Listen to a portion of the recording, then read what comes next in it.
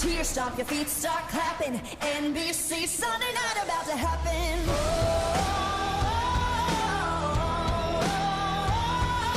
America's game, been waiting all day. Raiders and the fans have come to play. Al, Chris, Michelle, turn it up. It's the NFL, can't get enough.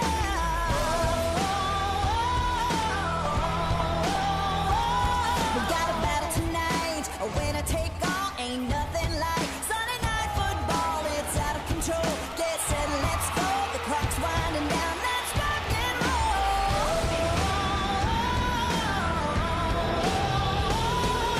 Stand up and cheer, stomp your feet, start clapping.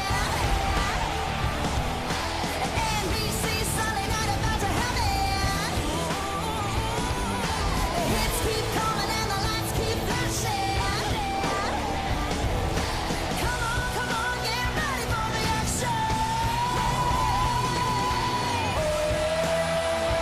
Sunday night, Sunday night. Oh, Sunday night, Sunday night. Oh, Sunday night, Sunday night, Sunday night.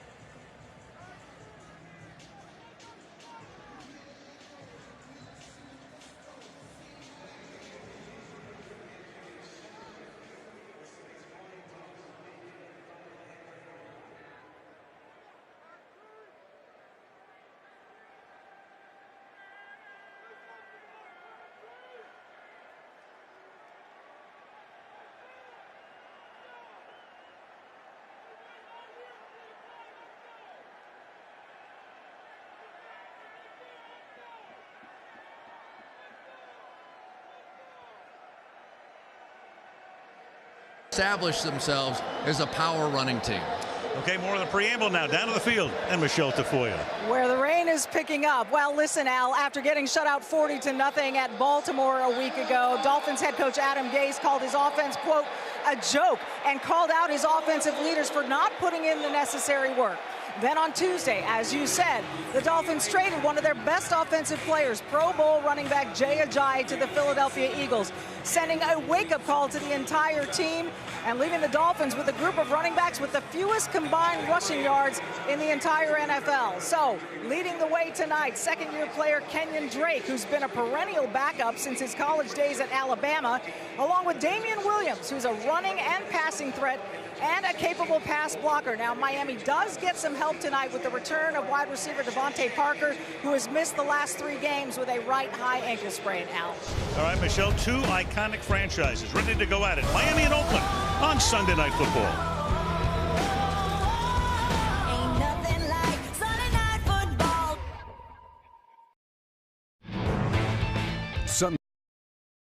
NBC Sports app.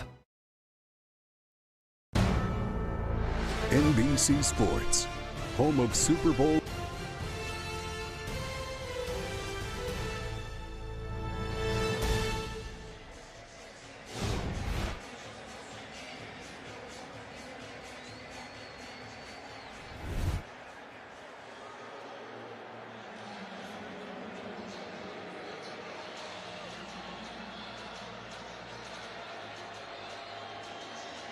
Day, and so many of the great people, the great men and women of our armed services in attendance here tonight, ready to take in this game as we reach the second half of the season. With the standings looking like this, Kansas City losing at Dallas today 6-3, so the Raiders can move into second place with a win and get 2 back of KC. New England was off today, thereby Buffalo lost to the Jets on Thursday night, so if Miami wins here, they would tie Buffalo for second place in the division. As you look at Jack Del Rio and Adam Gase, who served together for 3 years at Denver on the staff under John Fox and went to the Super Bowl in one of those seasons. Cordero Patterson with 5 kickoff returns for touchdowns, the former Minnesota Viking with the most kickoff returns for a touchdown among active players. Cody Parkey getting ready to kick off as Miami won the toss and the Dolphins have deferred. Hasn't rained all day. We had a shower, of course, just as Michelle came on camera. That would figure. And now it has dissipated. Looking at the radar, shouldn't have too much more, maybe a sprinkle or two. And the kickoff goes through the end zone, so the Raiders will begin from the 25-yard line, and let's take a look at their offense. Derek Carr, Fresno State. Marshawn Lynch, New Oakland. Michael Crabtree, Texas Tech. Amari Cooper, Alabama. Jared Cook, South Carolina. Lee Smith, Marshall. Donald Penn, Utah State. Coleccio Assembly, Iowa State. Rodney Hudson, Florida State. Gabe Jackson, Mississippi State. Marshall Newhouse, TCU. That offensive line, and there is Lynch, who comes back after a 1-game suspension, thrown out of the game against Kansas City, which Oakland won 31-30. Missed last week at Buffalo. And the first scrimmage play of the night is Lynch, and he gets bottled up for a loss of 1. He's taken down at the 24-yard line. That is Rashad Jones making the tackle. Derek Carr, his numbers this season, 12 touchdowns, those 6 interceptions equal his total for all of last season. Rating is okay. He's been throwing a lot of short stuff, and he's been the victim of a lot of dropped passes this season.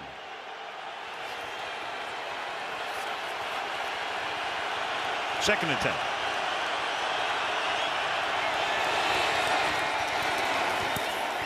Fake to Lynch. He goes out into the pattern and makes the catch, but he is buried right away. Ray Maualuga, now in his 9th season in the league, stops him there, so it's 3rd and long for the Raiders. Pretty rare, not often you see this guy out in the pass route, Marshawn Lynch.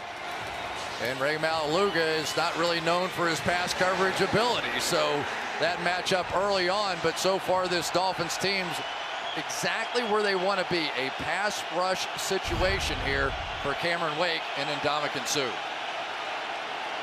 Chris, you mentioned not very many catches for Lynch, only his 5th of the season. 3 receivers set to the right side. Carr from the gun, under pressure, throwing deep downfield, and it is caught. That is Jared Cook making the catch for the first down. Jared Cook, and of course he broke Dallas's hearts last year in the playoff game when Rodgers hit him along the sideline, setting up the game-winning field goal. You get the safety in this lurk position coming down to the middle of the field, trying to take away all those crossing routes. Derek Carr saw it. The one-on-one coverage gets a linebacker, Kiko Alonso. And there is Jared Cook getting off to a good start for the Raiders. 35-yard gain on a 3rd and 9.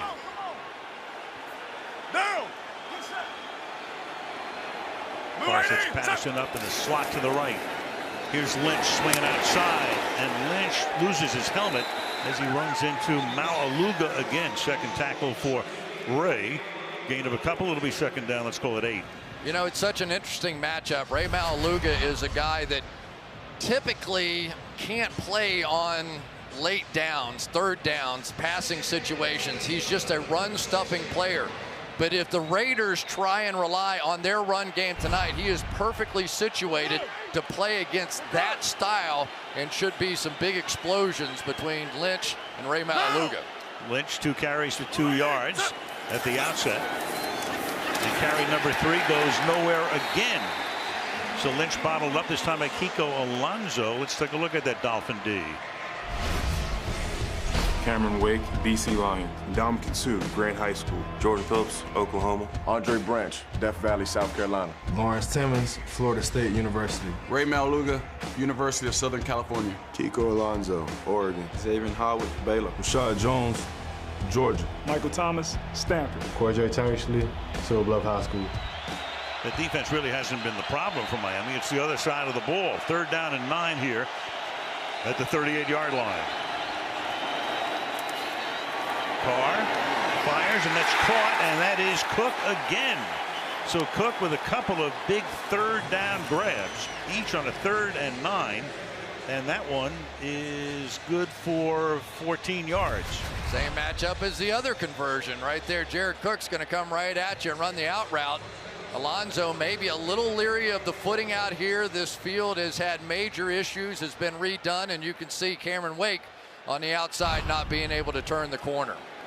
And there was a college game here last night as the Miami Hurricanes beat Virginia Tech.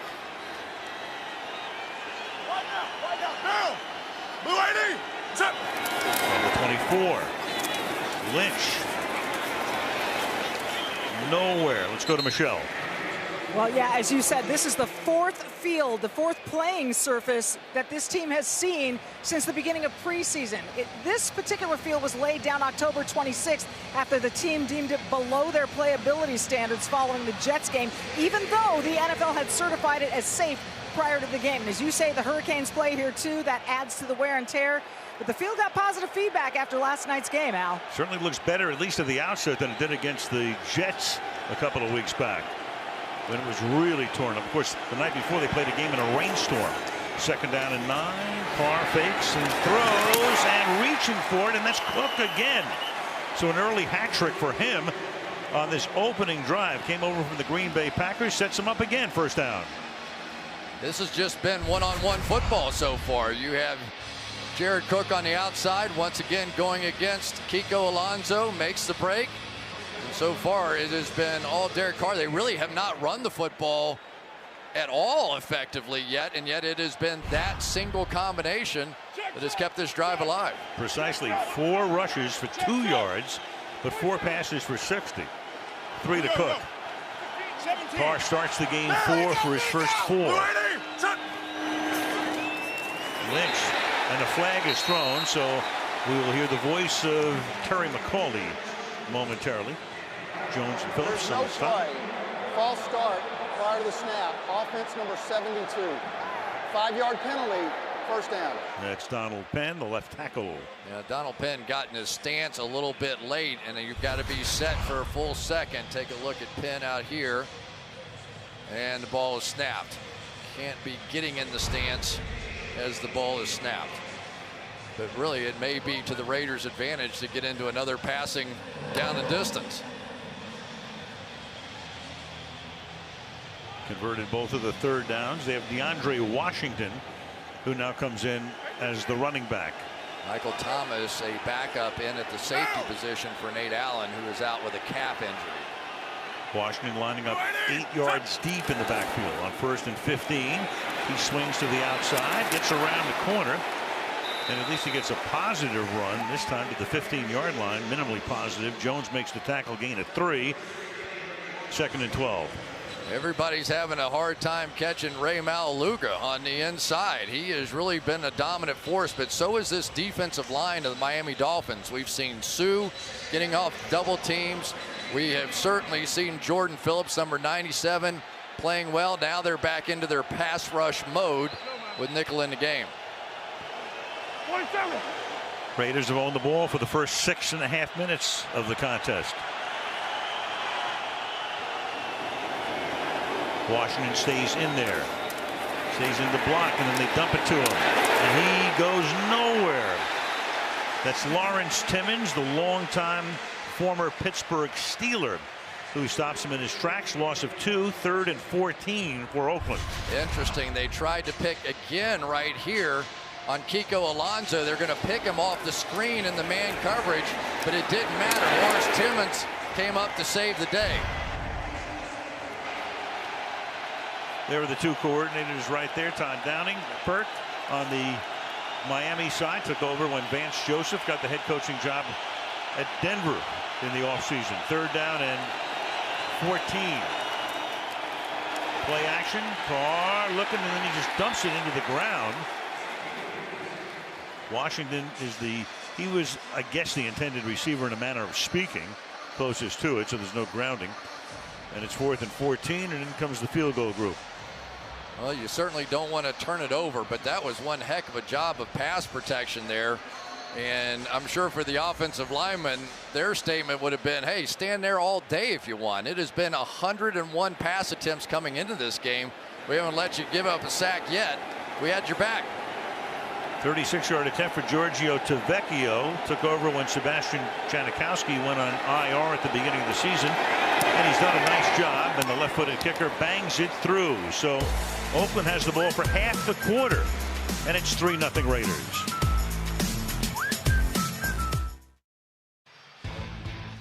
Sunday Night Football being brought to you by Toyota. Let's go places. By Bose, official sound of the NFL. By Progressive Insurance, handing off big savings to you. And by Verizon, the best network and the best unlimited. Fort Lauderdale International Boat Show, largest in the world. More than 1,500 boats on display. Everybody out in the Intracoastal Waterway today? You ever own a boat? No, sir. Not even a rowboat. Really? Nope. You? Love it. I have 2 now. I love it. Once got on a wave runner. Did you? How'd that go? Fabulous. I paid money. In a tank top. Kickoff 2 yards into the end zone. Jakeem Grant is going to run it out. Avoids a tackle. And a flag is down. During the return, holding, receiving team number 78. Half the distance to the goal, 1st down. Backs him up deep, and let's take a look at the Dolphin offense. Jay Cutler, Vanderbilt. Damian Williams, Oklahoma. Kenny Stills, La Costa Canyon High School. Devontae Parker, Louisville. Jarvis Landry, LSU. Julius Thomas, Portland State. Laramie Tunsil, Ole Miss. Jesse Davis, Idaho. Mike Pouncey, Florida. Jamon Bushrod, King George High School. Jawan James, Tennessee. Dolphins spending a lot of money on that offensive line, and they've done that through the years. So Damian Williams now becomes the running back with Jay Ajayi in Philadelphia.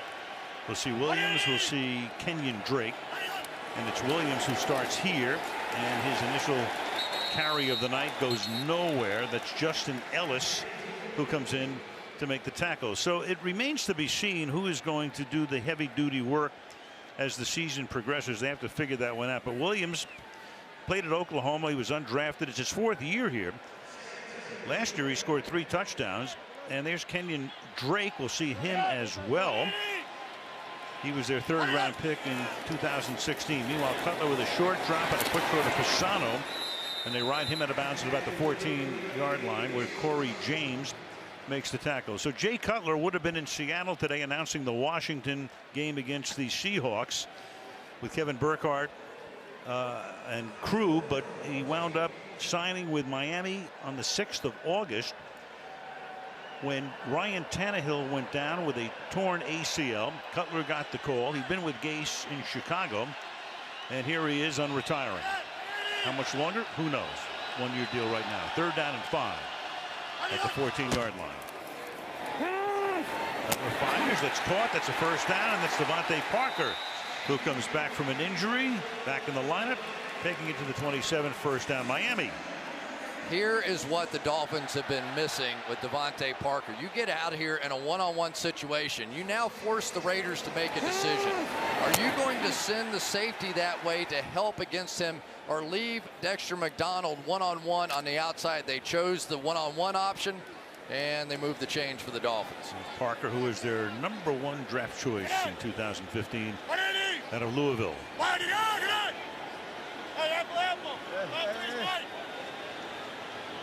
Cutler 12 years in the National Football League.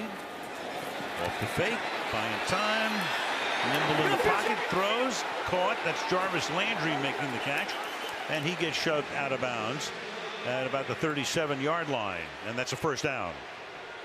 A little extra help on the protection, but I tell you, there's a guy right here in Jesse Davis that I think has helped solidify this offensive line. He's not the greatest athlete in the world, but here is a guy that at least will show up day in and day out and not back up into Jay Cutler. And they run without a huddle here, and that's Damian Williams, tackled by Navarro Bowman, who came over from San Francisco. They let him go last month, and he is filling the gap at middle linebacker. Mike Pouncey was so fast out there to get him, he ran right past Navarro Bowman. Bowman is the guy, he has turned school teacher in there to that linebacker room, a very young group. It's amazing. In his first 2 games here, barely knowing the playbook, leading tackler each game. Second down and 10 from the 48-yard line.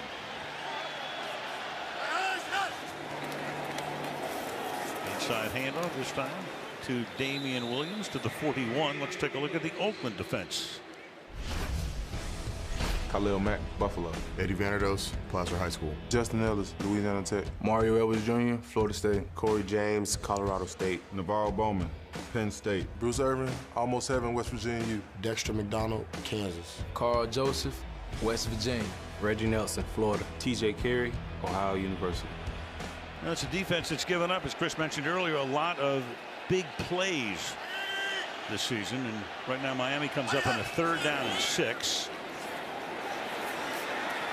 Cutler scrambles out of the pocket, throws, flag is down, however, and Jarvis Landry gets bounced out of bounds.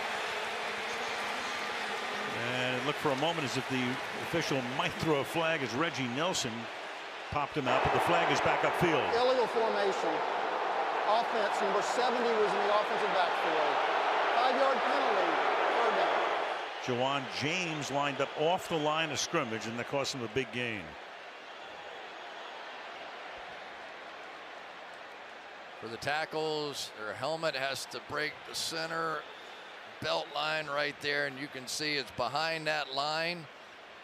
That's one that you could argue they could call a lot, right? And when it happens, when you scramble out and pick up a 1st down, and now it's 3rd and 11, those hurt. 3 wide with 6 defensive backs on a 3rd and 11, and they'll keep it on the ground. And the next thing will be a punt with a, well, maybe not, because we have to see what the flag is. It's going to be against Miami for a hold. Holding, offense number 51. Penalties decline. 4th down. Pouncey holds. Gase rubs his chin here as the offense bogs down after picking up 2 first downs on the opening drive. You know, Al, it's interesting that teams continue to try and run the ball out of the end zone.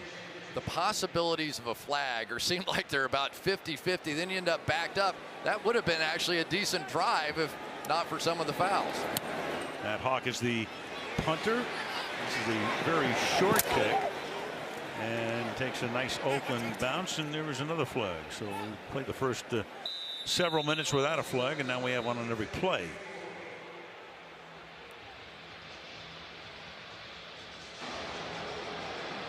During the kick, holding, receiving team number 16. 10-yard penalty, 1st down, timeout. Oakland ball, 3:02 to the quarter end, 3-0.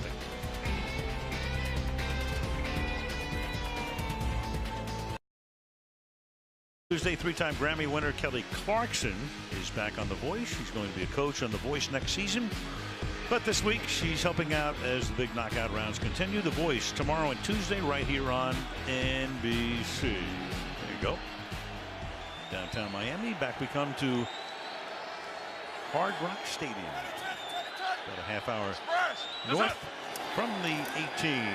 Oakland starts this drive. Clark goes to the outside, and that'll be caught at the 30-yard line. And forward progress will net a 1st down for Michael Crabtree. One of the things you notice about Derek Carr is whenever he wants to just get settled into a drive or feel a little bit more comfortable, his go-to guy is right there, Michael Crabtree. There is just a level of comfort for those two, and they feel very, especially on those outside breaking or stop routes, it just sort of gets Derek Carr going sometimes. Crabtree's now caught 34 balls this year. He and Cooper have an equal number, and Cook, with 3 tonight, also has 34. So 3 guys lead the team in receptions at this moment. This is Washington. Gets wrestled down at the 31. Kiko Alonso certainly in the headlines after the Thursday night game in Baltimore. Oddly enough, it was his first penalty of the season. The optics look so terrible because he came in. A lot of people thought maybe he hit Joe Flacco late. Flacco suffered a concussion, was out of the game. Helmet came off. But the league took a look at it and, well, they said not that bad. $9,100 fine, and I'm going to be on the not so bad side of that. I thought both of them were battling, trying to get to that first down line or keep Joe Flacco from getting there. Tried to turn himself out of it.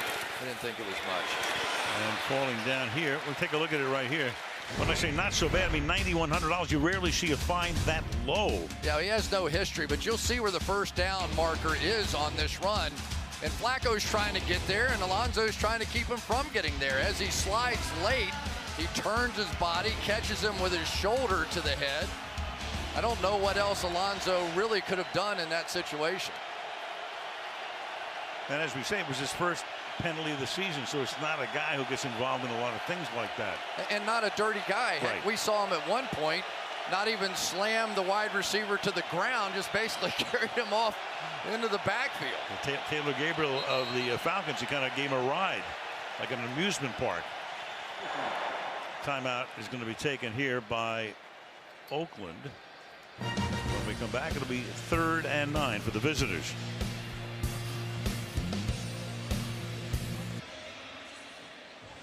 There is the Raiders offense, 58 plays per game, fewest in the NFL. Right now they're about to run their 15th play of the quarter. After they took a timeout, it's going to be 3rd and 9. They've had 2 3rd and 9 so far and converted both on passes to Jared Cook.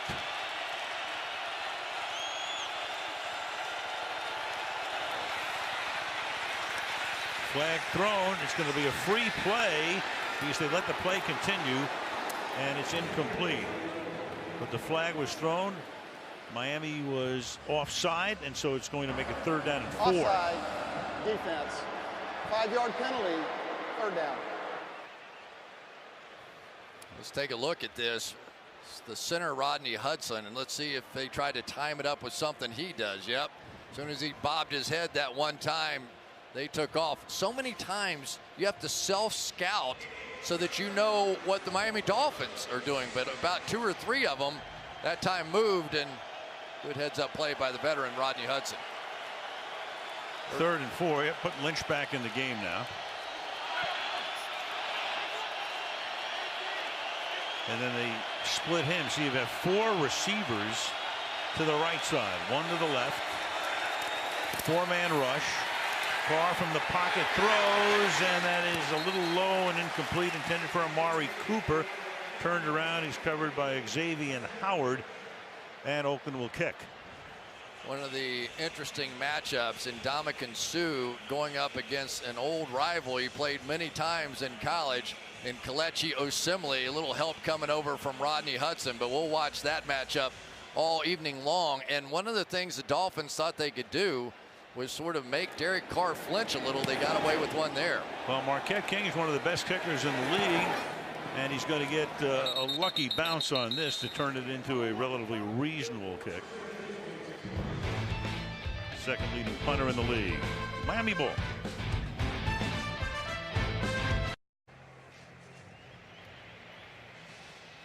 So Adam Gase from the front office sent their #1 running back, the Pro Bowl running back Jay Ajayi, to Philadelphia. All he did today in his debut was this, among other things. That touchdown from 46. He had 8 carries for 77 yards, and the Eagles just continue to roll. Running all over the Denver Broncos today to go to 8-1. As Ajayi makes his Eagles debut in a well-fortified Philadelphia backfield. From the 18, Jay Cutler will start this drive out of the shotgun. And a swing pass out here to Drake. And he goes, you know, Chris, fans around the league, unless you follow the thing really, really closely, they go, well, wait a second. They did what? They traded their Pro Bowl running back to Philadelphia? Why did they do that? There always has to be something beneath the surface. Yeah, there always is. And in this case, I think it had a lot to do with the fact that, A, he had a bad knee, wasn't able to practice much, so made some mistakes in the game. But B, he was a bit of a malcontent on this team and disrupted some things on the sideline. And I think sometimes a new head coach needs to take a firm grip on the wheel, right, and decide he's going to make a stand. And in this particular case, that stand was on Jay Ajayi. And so we'll see if he got his team's attention this week or not. Well, Parker makes the catch. It's going to be 3rd and 1. Of course, a lot of the Benjamin trade from Carolina to Buffalo, stunning. The Garoppolo trade to, in effect, to San Francisco, a little stunning. A lot went on at the trading deadlines, almost like baseball now. Before a 3rd and 1, time runs out in the first quarter. End of 1, 3-0 Oakland, and Sunday Night Football continues after these messages.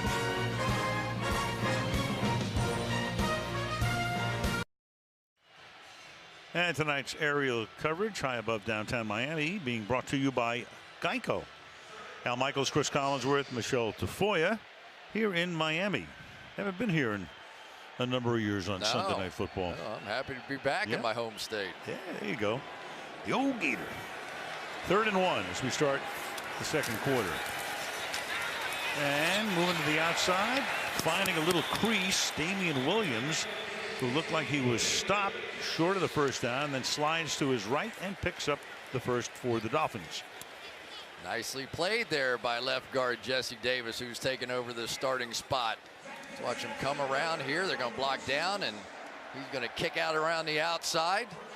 That's a big play on 3rd down and 1 to keep this drive alive. I mean, they just need snaps on this offense. They just have not been able to put anything together. The good news is Devontae Parker, number 11, looks pretty good in his return, though. And nice little hole here, and a good run breaking tackles is Kenyon Drake, but a flag is down back in the offensive backfield. Personal foul, unnecessary roughness. Defense number 97. 15-yard penalty, automatic first down. Mario Edwards Jr. after that nice run for 11 yards by Drake. He didn't like it. He got blocked on the play. Here's Edwards right here. And it was a good down block by Anthony Fasano. Gave him that late shot, and then a left-right combination of the head. This has been more like heavyweight fights today in the NFL than it has been about playing football. All kinds of stuff going on like that. Sometimes that kind of blow leads to an ejection. Ken Norton, the defensive coordinator, but they just call it a personal foul. So you tack on 15 plus the 11. That's a 26-yard gain here for Miami on that last play from the 45 now. And the ball off to Drake, and this time Drake cannot get on track. Another flag is thrown here. Holding, offense number 74. 10-yard penalty, first down. Jermon Bushrod. How bad have the Dolphins been on offense? Yards per game, last in the league. Rushing yards, next to last. Passing yards, 3rd from last.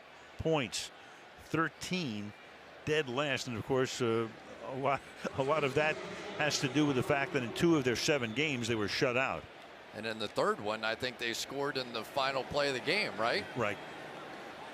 But I think they've won every game that they've scored 1 point that didn't go in the last 10 seconds. 1st and 20, swing it out to Drake. Picks up about 9. Well, Adam Gase wears his emotions on his sleeve when it comes to this offense. Defense is fine. Special teams, we seem to be all right. Maybe that's because it's just easy. Just run straight and hit somebody. But offensively, it's a joke, you know.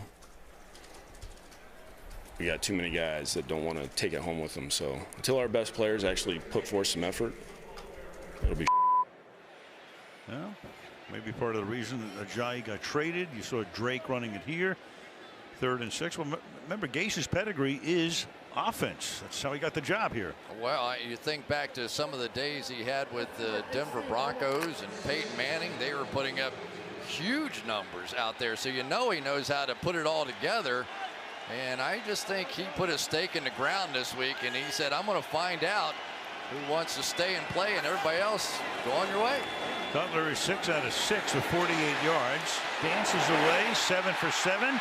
Devontae Parker, he'll pick up the first down and plenty more before he's bounced out of bounds at the 22-yard line. Boy, you love seeing this. Watch the pocket in front of Jay Cutler. We've seen games from Jay Cutler where he backs up 12, 13, 14 yards because that pressure just keeps coming right back to him. But he has now moved to his left and made big passes, moved to his right. It doesn't look like those ribs are giving him much of a problem at this point, except when he sneezes, as he told us. Yes, 2 cracked ribs in the game against the Jets. He came out of the game, and Matt Moore led them to a come-from-behind win. And Moore was at the helm in that 40-0 debacle in Baltimore. Going nowhere on first down. This is Williams, stopped there by Bruce Irvin, 2nd and 10. Yeah, and Bruce Irvin, we haven't said his name a lot. We haven't said Khalil Mack's name a lot. That is really the 2 cornerstones of this defense. And yet one of the problems, Al, is when your man coverage lets you down on the back end, you can't blitz. So if you can't blitz, you can't get those guys in one-on-one blocking situations, so you don't get many sacks either. Just 12 sacks total on the year for 2 of the great pass rushers, throw in Mario Edwards as well. And for Mack, only 1 half sack in the last 4 games. Dumped over the middle, Damian Williams, and he'll take the ball to the 10-yard line for a first down before Bowman makes the tackle, and they'll spot it at the 10 and make it first down and goal. Here's the #1 draft pick of the Miami Dolphins, Laramie Tunsil on the outside, working against the Defensive Player of the Year and Khalil Mack. That's nicely done. These guys are really built to be pass protectors. Laramie Tunsil, Mike Pouncey, Jawan James, they're all incredible athletes, and so pass protection should come easy for them. So if Jay Cutler and these receivers can get it going with the passing game, they may be able to hold up in those one-on-ones. Cutler not liking what he saw when they lined up on a roll to the right. He throws, that's caught and taken to the 3-yard line, and maybe more, and Williams dives in for the touchdown. How about Damian Williams on a roll to the right, taking it, breaking tackles, and then diving in to give Miami the lead. All right, Damian Williams, way to go. That was pretty awesome. Jay Cutler on the move again. Now watch Damian Williams. 3 guys going to hit him at the same time. Boom, boom. And he just goes, wait, well, let's go. The only thing he had a hard time doing is figuring out which way to dive. He got spun completely around. They don't take him down. That is a great play by Damian Williams. Spun away from McDonald. And Williams, he has a nose for the end zone. He touched the ball 58 times last year at 6 touchdowns, but the kick now is off the upright and no good by Cody Parkey. So 10:37 remaining in the first half. Miami 6, Oakland 3.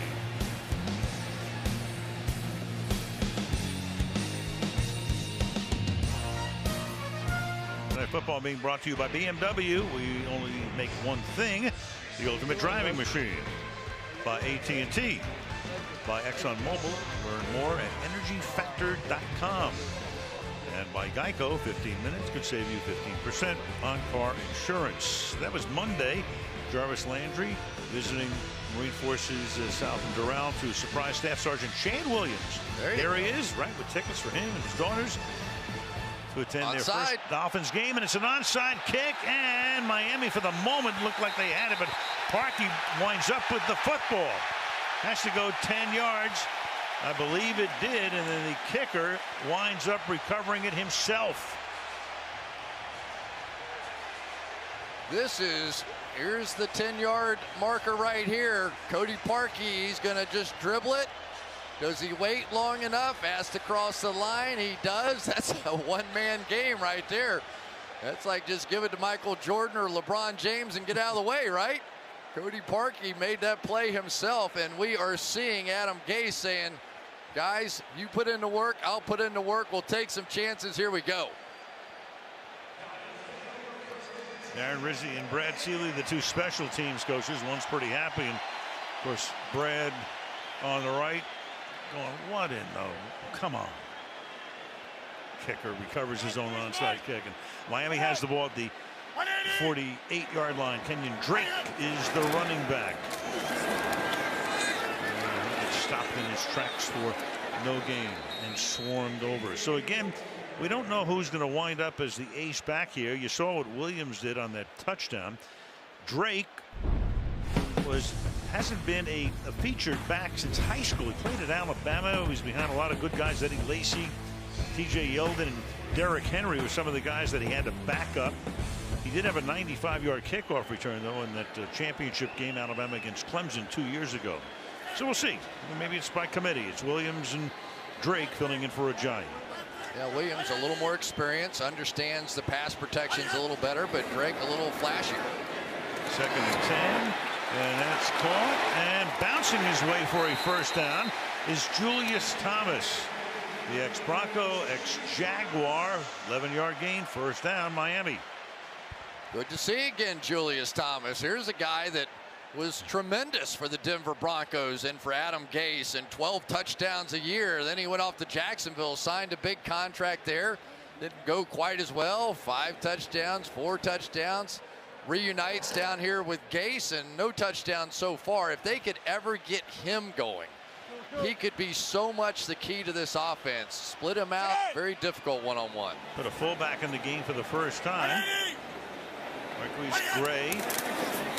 Give it to him.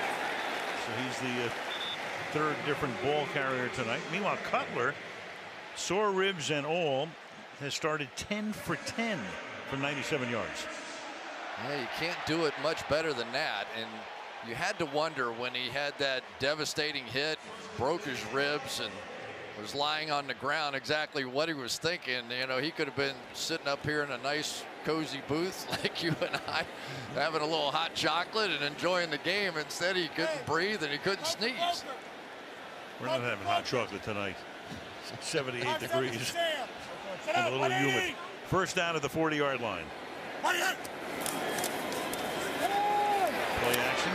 Cutler floats one wide open. Making the catch is Thomas to the 25-yard line. Good touch. Thomas gets very free, and that's a gain of 15. Little misdirection that time by Jay Cutler, sliding off to his left. Julius Thomas back to his right. You've watched Jay Cutler over the years. You know he is not afraid of that fadeaway jumper. The turf monster got Thomas that time, but to get him a couple of balls early on this drive, and this is the best this Dolphins offense has looked in some time. Well, they won a game plus a quarter without scoring. Now they're in position again to get it into the end zone. Play clock is down to 2.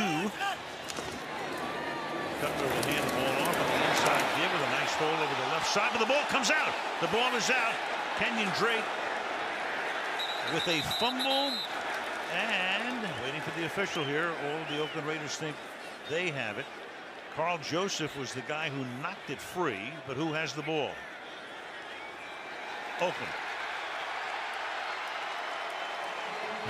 So a nice run. It starts out that way and it ends this way with a turnover.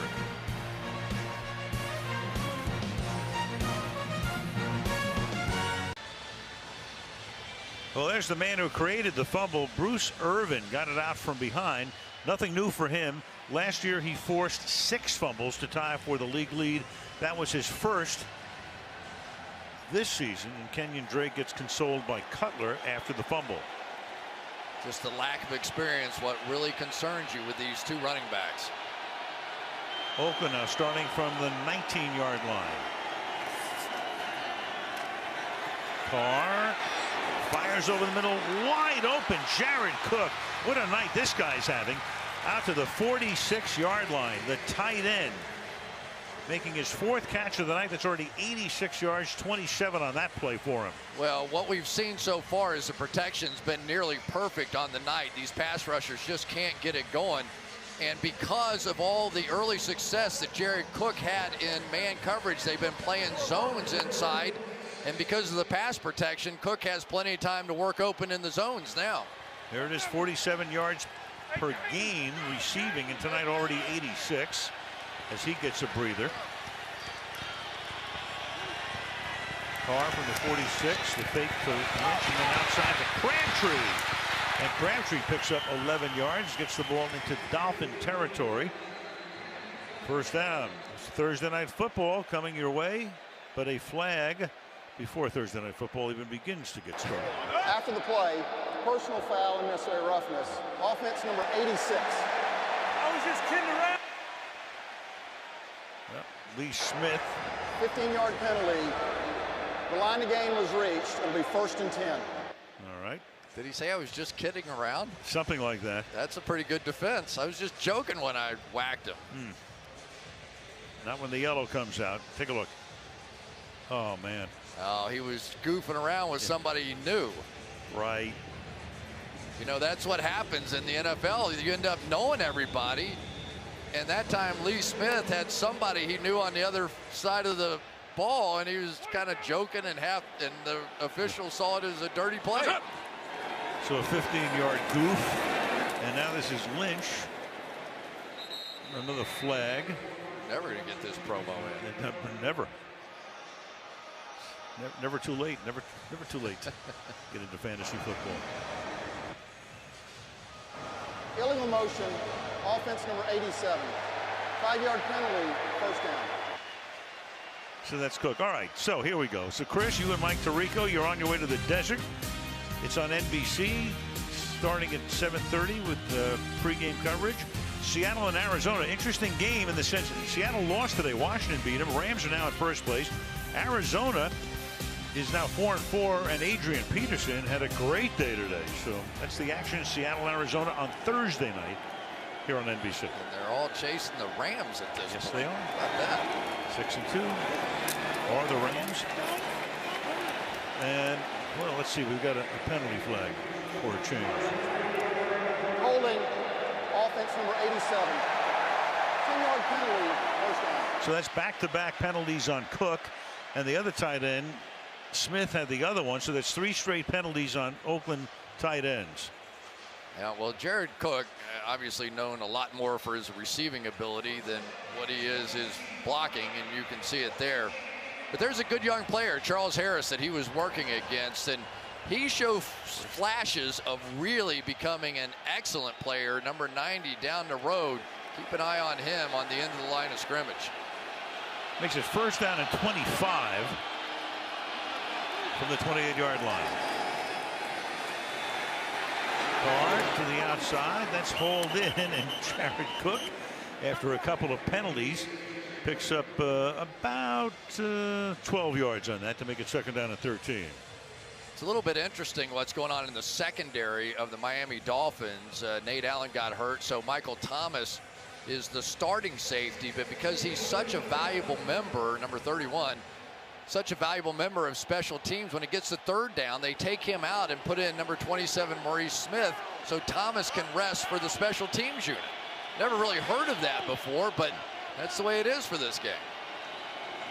Second and 14. Here comes the corner blitz. Hand the ball off to Washington. Nice run there to the 50-yard line. He goes. So they were first and 25, and now they're 3rd and 3.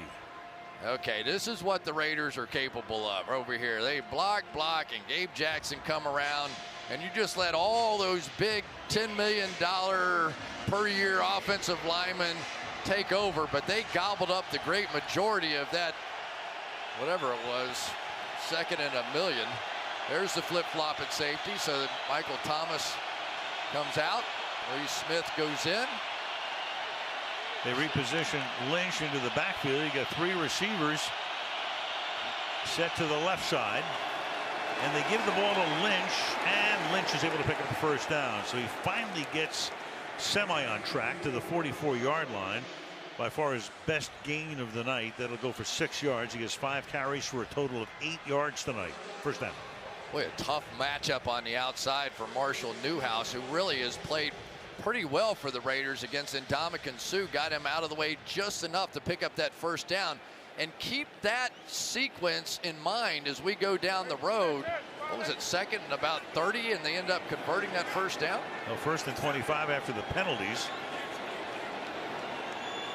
So they make up all that ground and snap it from the 44. Fake to Lynch, buys time, going deep downfield, and it Johnny Holton for the touchdown. Johnny Holton makes his first catch of the night for 44 yards. And Oakland retakes the lead. That is only his second catch of the season. The other was a touchdown catch of 64 yards. Here's a guy that is known strictly for his speed. Johnny Holton, the plan tonight as they began to substitute around these safeties was to try and get some deep balls down the field against Michael Thomas, Rashad Jones. They held it for the right moment, and bingo, touchdown after converting that 1st and 25. Tavecchio, the extra point. So 2 catches for the year for Holton, both for touchdowns. 44 yards here.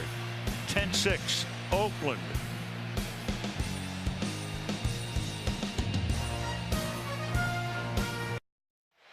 Next Sunday in Phoenix, 5 drivers, including 7-time champion Jimmy Johnson, will be racing to earn just one remaining spot in NASCAR's championship race at 2:30 Eastern next Sunday on NBC. As you take a look at an aerial shot of Homestead Speedway, not far from here in South Florida, where the championship will be determined in 2 weeks.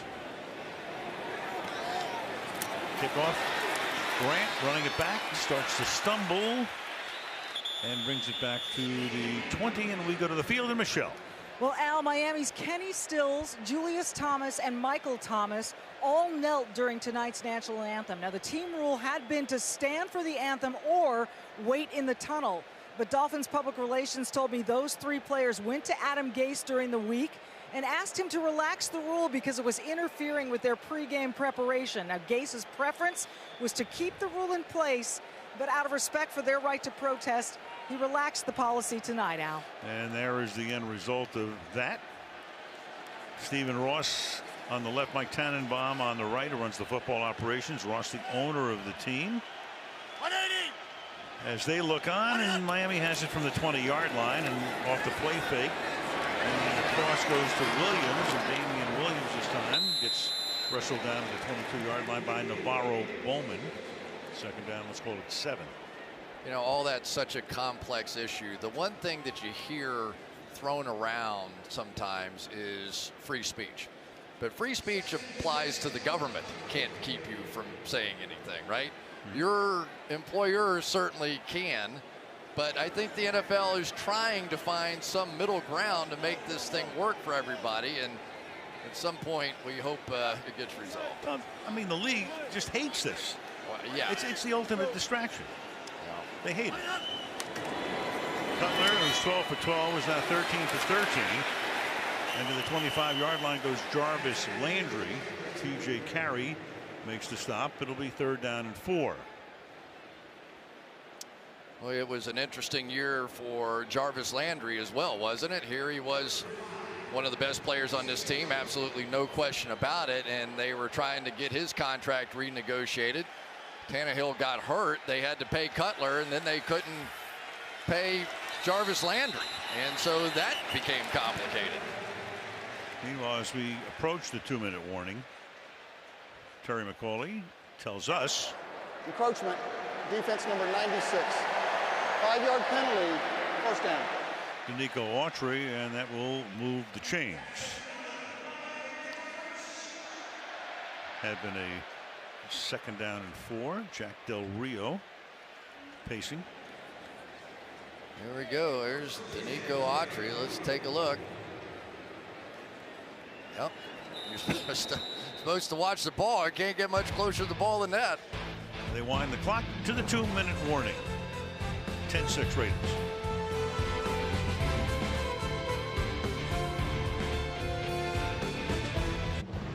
Well, the discussion among the guys at halftime will be, did the Giants quit on Ben McAdoo as the Rams bombed the Giants today? And Dak Prescott leads Dallas to a 3rd straight win as they knock off Kansas City in Arlington, Texas. Now from the 31, 1st down for Cutler.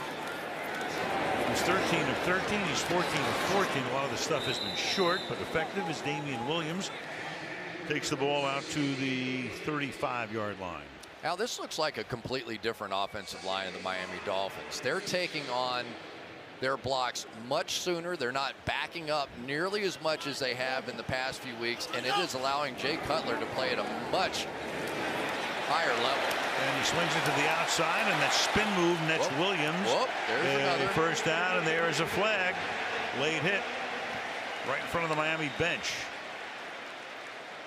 After the play, personal foul, unnecessary roughness, defense number 42, late hit out of bounds. 15-yard penalty, automatic first down. Carl Joseph. Well, that was some move again by Williams, wasn't it? Yeah. Look, one-on-one on the outside against Dexter McDonald. Spin move and get out of bounds and draw the foul right there. That was a foul, no question. But Damian Williams, you know, this guy's not a joke. He's 5'11". He weighs 224 pounds. He really understands the passing game and the pass protection. He ran 4.45 seconds. Oklahoma, I mean, this guy has the package. And now if we can just get him paired up a little bit with Kenyon Drake, have him hold onto the ball, would be good. Spinorama takes it. Drake does over the middle. And Drake gets the ball down to the 32-yard line. Second down and 3. Clock ticking down. Miami has its full complement of timeouts. Keep it on the ground, but not for long, as Kenyon Drake gets taken down at the 30-yard line. It just feels like Adam Gase and this offense have a little rhythm going now, doesn't it? You know, and you don't want to say that trading Jay Ajayi made all this difference, but I think that this entire team woke up a little bit and realized the flaws that they had, and they fixed some of those flaws so far in this first half. Cutler's been perfect. A lot of the stuff underneath, and that one gets batted and incomplete. And that would have been a short pass. They only needed 2 yards, and now you got a 4th down coming up. Autry was in there, but he needs a moment now as he bends over. Goes Autry right there working against Bushrod and just worked around the edge. But the one thing you've seen, and one of the guys that has probably made the bigger difference on the outside of him, Juwan James, used to back up and almost get into Jay Cutler. He has taken on his blocks much sooner on the outside, and it's given Cutler a lot more room and a lot more time. Cody Parkey, who missed an extra point, is 8 of 9 in field goal attempts from 49 yards. This one is good. So he's only missed 1 field goal this year, but he's missed 3 extra points. Go figure. 32 seconds to the half, and we're back in 30 seconds.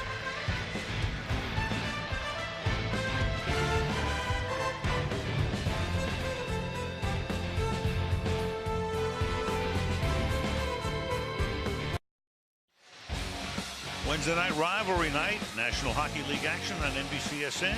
2 of the original 6, the Bruins and the Rangers. Rangers were down in South Florida last night, beat the Panthers in overtime, coming away 8 Eastern time Wednesday on NBCSN. 32 seconds to the break.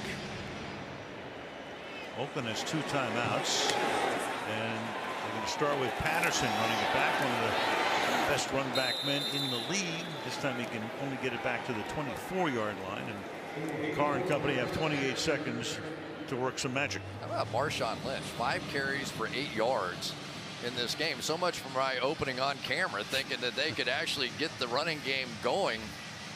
But these 2 quarterbacks have simply been red hot. Only 4 passes have even hit the ground tonight.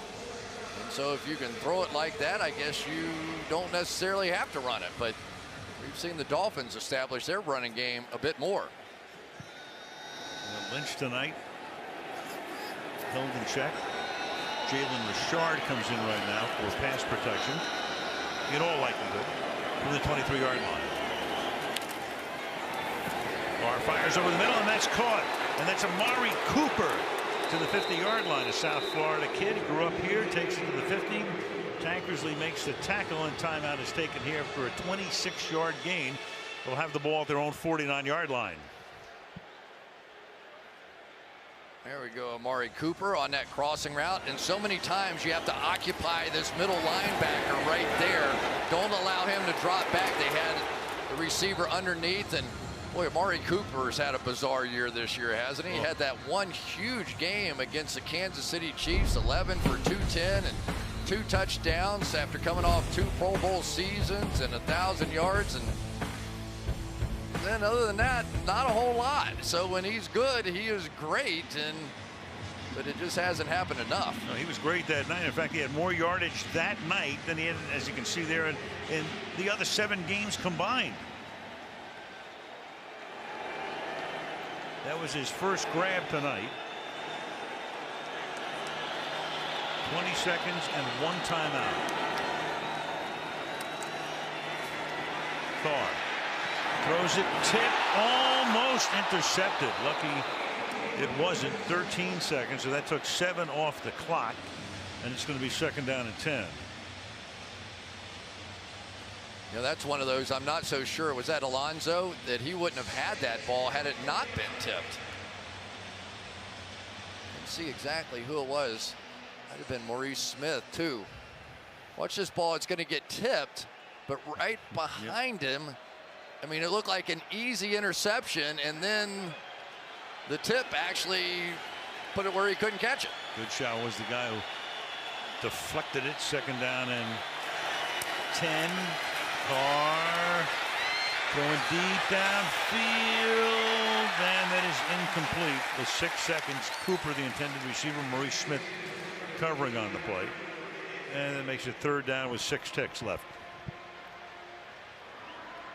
Right out here, one of the best pass rushers in the National Football League, and between the good block of Marshall Newhouse and the chip by the back, it's not that hard to figure out how to handle the Miami Dolphins. There's a couple things you have to do. You have to double team Ndamukong Suh. You have to chip against Cameron Wake on the outside, and you have to watch out for number 20 Rashad Jones, because he's going to be somewhere around the line of scrimmage and blitzing a lot. Carr over the middle, but that's not going to be enough to do anything. Well, 1 second and a timeout, so hold your horses. Jared Cook. And final charge timeout, Oakland. The microphone acting up because it's been used so much tonight. Go to Michelle.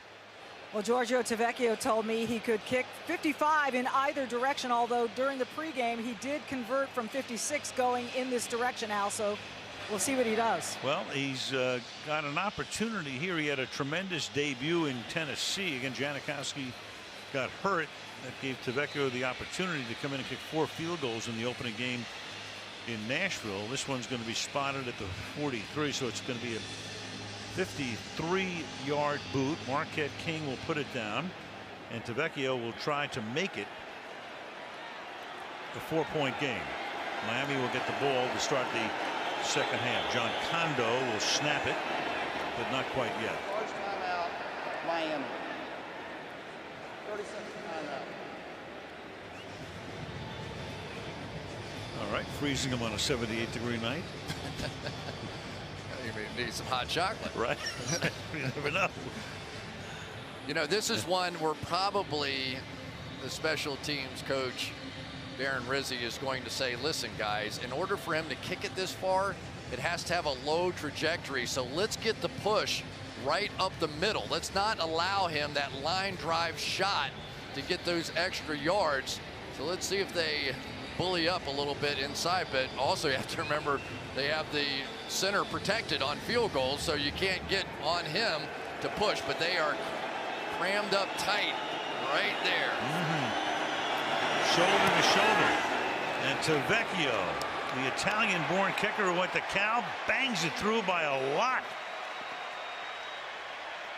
And that gives Oakland a 13-9 lead at halftime here in Miami. Coming up next to the halftime, right after these messages from your NBC station.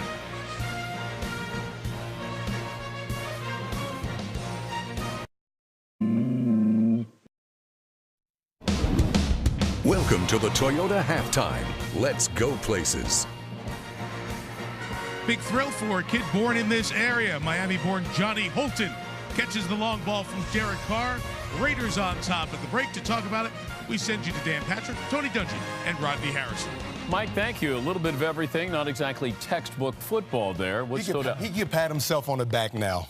Why? Because you said that they need to be a lot more aggressive. And we saw that onside kick from Miami. I'd love to see that. Derek Carr taking some deep shots. This is what I want to see. This is a playoff atmosphere. All right, the Dallas Cowboys, the difference with Dak Prescott this year as opposed to last year, big win against Kansas City this afternoon. What would be the number one thing? I would say last year I felt like he felt like he needed to have Ezekiel Elliott in order to have success. This year he's playing with a lot more confidence, and he understands as far as the suspension and all those things that he has to be the leader. And he's playing with a lot of confidence, a lot of poise. He sits there, no one's open, but his ability to scramble, throw across his body, keep the vision down the field, and make those plays, that's what I like about him. He's a playmaker, and he feels like this is his offense now. You can see it, and I agree with you. Confidence is the key. Well, last year he thought it was going to be Tony Romo's team, and then he sort of inherited. Now he knows it's his. Giants and the Broncos each give up 51 points. Whose effort was more concerning to you? I would say the Giants. I'm just very disappointed in the Giants because, to me, you show how much you love the game by how hard you play and how much you respect your coach by how hard you play. And to me, the Giants flat out quit. And it's no excuse. This is 3rd down and 33, Coach. I've never seen this before. But you look at Eli Apple. He's just afraid. It's no effort. This is a first-round draft choice. This is your defense. This is what you're trying to build around him. Landon Collins and some of those other guys, it's just inexcusable. Undisciplined angles, bad tackling, lack of effort. Just did not see any energy from the Giants today coming off a bye. And also Eli Manning, he has to be held accountable as well, Dan. Yeah, but the Broncos are supposed to have a great defense. They are. I mean, the Eagles roughed them up. Yeah, I'm very disappointed in their leadership, and the fact is, Coach, they gave up as well. They did, and quarterback issues there, that can derail you as fast as anything. We've got the Broncos and the Patriots next Sunday night on Football Night in America. Coming up next, Mike Tirico on the state of the NFC West ahead of Seahawks Cardinals on Thursday night. But first, Toyota shows us how competition never gets old. In fact, it just keeps getting better. BC. Jay Cutler 16 of 17 in the first half. The home team, Miami, trailing by 4 at the halfway point of this one. The halfway point, the surprise team of this NFL season, has to be the Los Angeles Rams. A franchise that has not had a winning season since 2003 has opened 6-2. The youngest head coach in modern NFL history, 31-year-old Sean McVay, has the Rams offense rolling. 4 touchdown passes for Jared Goff, part of the 51 points today on the way to embarrassing the Giants. The division-leading Rams have scored over 40 in a game 3 times this year. They lead the West alone after that wild finish in Seattle. Russell Wilson's touchdown pass to Doug Baldwin in the final 2 minutes had all the looks of one of those classic Seahawks somehow pull-it-out wins. But the Redskins' Josh Doctson got behind the Seattle defense, leading to a Washington game-winning touchdown, and Pete Carroll's team hits the midway point at 5-3. Meantime, Game 3 for Adrian Peterson as a Cardinal was his best. An NFL season high, 37 carries, which is also his career high. He had 159 yards. Cardinals a 2010 win to keep the 49ers winless. So the NFC West race shaping up as an interesting one, with the Rams undefeated on the road in first place, followed by the Seahawks and the Cardinals. Those 2 teams have finished 1-2 in the division the last 3 years. And they meet in the desert on Thursday Night Football. Our coverage will begin at 7:30 Eastern right here on NBC with Football Night in Arizona. Tomorrow, on Today, Matt and Savannah will have all the latest breaking news from overnight following today's church shooting in Texas. That's tomorrow morning on Today. Second half of the Dolphins and Raiders coming up from South Florida in just a moment. This has been the Toyota Halftime. Let's go places. Half highlights are brought to you by Chevrolet. Stand up and cheer, stomp your feet, start clapping. NBC Sunday night about to happen.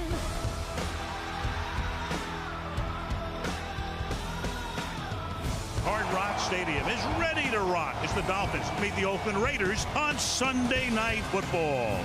Caught and taken to the 3-yard line and maybe more, and Williams dives in for the touchdown. All right, Damian Williams, way to go. Going deep downfield, and it is caught. by Johnny Holton for the touchdown. Chevy has earned J.D. Power Dependability Awards for cars, trucks, and SUVs. Back we come to Miami on this warm night. Downtown Miami there. Hard Rock Stadium here. The buzz. Derek Carr, 206 yards. That touchdown pass to Holton. Good first half for him. Meanwhile, Cutler, only one errant pass, 141 yards, a lot of short stuff, and you saw the TD. Cooks had a big night. The Oakland tight end with 6 catches for 113. Damian Williams looking pretty good too. Some good moves, 39 receiving yards, and that touchdown catch. Set up a whole bunch of fireworks here at Hard Rock Stadium. Put the canopy up here. This used to be, many moons ago, Joe Robbie Stadium. It became about 18 different names, whatever it was. Now it's Hard Rock Stadium. Miami Gardens. Most of the crowd is protected from the elements.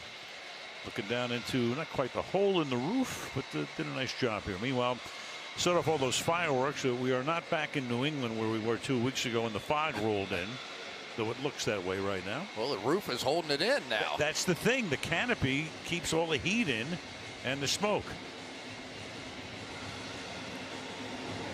13-9 is the score. Al Michaels, Chris Collinsworth, and Michelle Tafoya start the second half with a touchback and down to the smoky sidelines of Michelle. Well, I asked Adam Gase if he thought his team was responding to the challenge he gave them this week, and he said, I think we're playing pretty well. He likes what they're doing, and he thinks they're trying to do it the right way. They just need to clean up some details. As for Jack Del Rio, he told me he wants his defense to get Jay Cutler on the ground, and in order to do that, his secondary needs to cover better. He also joked, Al, that they're still looking for that elusive first interception of the season. Yeah, that's 8.5 games, Michelle, without a single interception. First team ever. And because of all the smoke here, we're going to do the same thing that we did in Foxborough 2 weeks ago. Fred Godelli and Drew Esikoff decide the best way to watch this game is from the camera just above Jay Cutler. He swings one out to the left side, and that is incomplete, intended for Julius Thomas. Well, here's Jay Cutler, who I thought was tremendous. The only incompletion he had was batted back over his own head. And what you saw was he started gaining confidence in his protection, and instead of moving backwards, started moving sideways or forward and stepping up in the pocket. And when he does that, he is a very dangerous quarterback. Now on the ground, this is Damian Williams swinging to the outside. Flag is thrown. Got a ton already. 8 against Oakland accepted. 4 against Miami have been accepted. Terry McCauley. Holding, offense number 77. 10-yard penalty, second down. That's the left guard, Jesse Davis. Yeah, it really wasn't necessary. He had the good block. They had the double team up to the linebacker. And you will see it right there. He kind of gets his arm wrapped around the shoulder pad of Navarro Bowman, and that was the call. It's been interesting watching Cutler here in this first half. During the first 7 games of the season, he was pressured 38% of the time. This great Oakland Raiders pass rush and pass rushers just 12% in that first half, so he has had more time than usual to throw. Yeah, it's 1 time out of 8 pass attempts, and now you got to flag again. Offense number 77. 5-yard penalty, second down. So that's Davis back to back, puts him in a 2nd and 25. Yeah, he's played pretty well, but he has lurking behind him Ted Larson, who has been on IR with a biceps injury and may well be ready by this point next week. And also the Dolphins are going to get TJ McDonald off an 8-game suspension, and he likely will be that other safety beside Rashad Jones a week from now. 2nd and 25. This is Kenyon Drake. Miami does not have a bye week because of Hurricane Irma that came through here and postponed the opening game, so their bye week becomes November 19th against Tampa Bay. Next week they're at Carolina. where they had just about everything that could happen to a team happen in the first half of the season. Chris Forrester, of course, the assistant coach, who had an inglorious moment on social media. And that changed everything. Had to resign the next day, 3rd down and 21. And Cutler picks up some of that yardage, but not enough to prevent the punt team from coming out. Julius Thomas is there. It'll be 4th down. Well, Julius Thomas certainly has been a factor here in the first half, but the Raiders are going to give them this one. And this one is coverage from Obi Melifonwu. There we go. He is a guy that they are very high on getting his first start tonight. Had to say his name, and of course got it. I thought you were going to Juan Kenobi at a certain point there. That was lost. That was in the fog. At the 21, Jalen Richard. And he's able to bring the ball back out past the 30-yard line, and that's where Oakland sets up shop for the first time in the second half, up by 4 in Miami.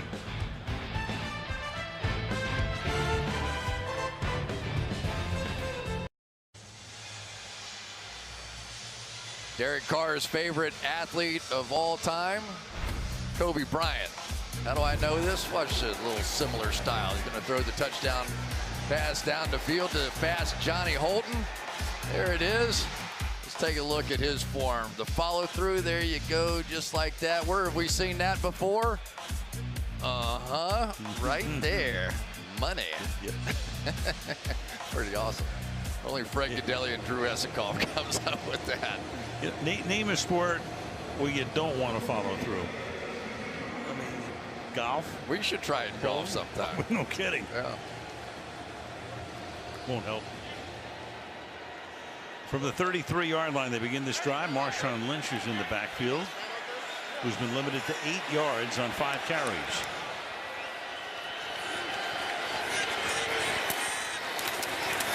And Lynch next to nowhere here, 2 or 3 yards. Again, we're shooting a lot of the live shots from up above because they had all these fireworks that went off at halftime. And with the canopy here, the smoke is remaining in the building for the most part. There are a lot of good players going to work inside, but this Davin Godchow, who is a rookie they took in the 5th round, they described him as like an old-fashioned safe. He just stands in there and extends both arms and can hold up the guard and the tackle or the guard in the center and allow the linebackers to come up and make plays. He has really been an asset on this defensive line. Lynch. And finally Marshawn Lynch is able to find some space, find some room, break a tackle or 2, and take the ball to the 50-yard line where he's tackled by Rashad Jones, and that's a gain of 14. Really nice job over here on this side of that offensive line. Watch the double team, and then Gabe Jackson, who came off that ankle injury, up to that next level. Marshawn Lynch looked a little like he did running against that high school team. Now you've got the pass that will be taken by Amari Cooper to the 30-yard line for a first down. So another good-looking drive here for the Raiders. That's a gain of 20. Well, they get their 2 wideouts in the backfield. There's Crabtree over there and just hit him on a little swing route, taking advantage of Michael Thomas, a backup, being in there in the game. And there's a strange formation, maybe one they came up with over at the IMG Academy. Bradenton. They were in Bradenton. They hung around Florida all week after playing in Buffalo last week. Richard is the back. Takes it to the 29-yard line. Again, going back to how critical this game is for Oakland. And they got a big break today when Kansas City loses to Dallas. If they can pull this one out, not the end of the world. They'd be 4-5, going to a bye week. They already own a tiebreaker for the moment over Kansas City. They have to play them one more time this year, but they beat them. Of course, they have a bye week next week, and then they have a home game, in a manner of speaking, in Mexico City. It's their home game against New England. Not easy on either count. Carr on second down fires out to Lynch, and he'll get bumped out of bounds near the 22-yard line. So Marshawn Lynch was in Seattle for many years. You all know that. Retired, came back because he's an Oaklander.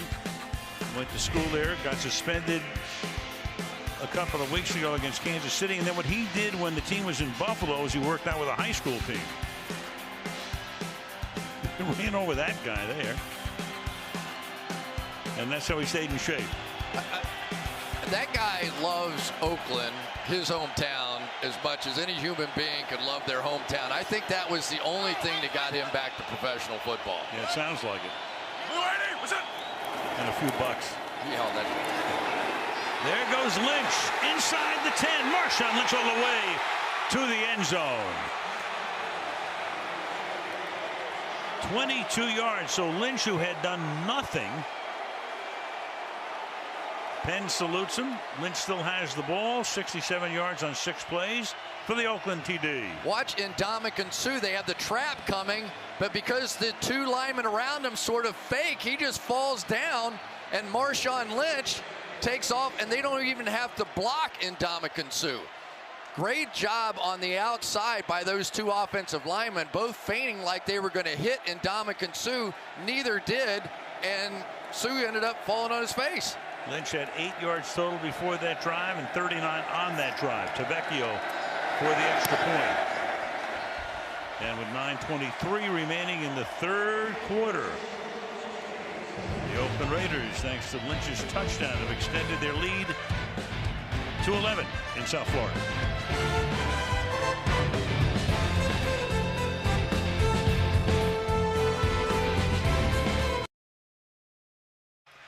As you look at the port of Miami, we can tell you the show The Brave. An all-new episode coming your way tomorrow. And you can see it at 10 Eastern and Pacific, 9 Central and Mountain, right here on the National Broadcasting Company.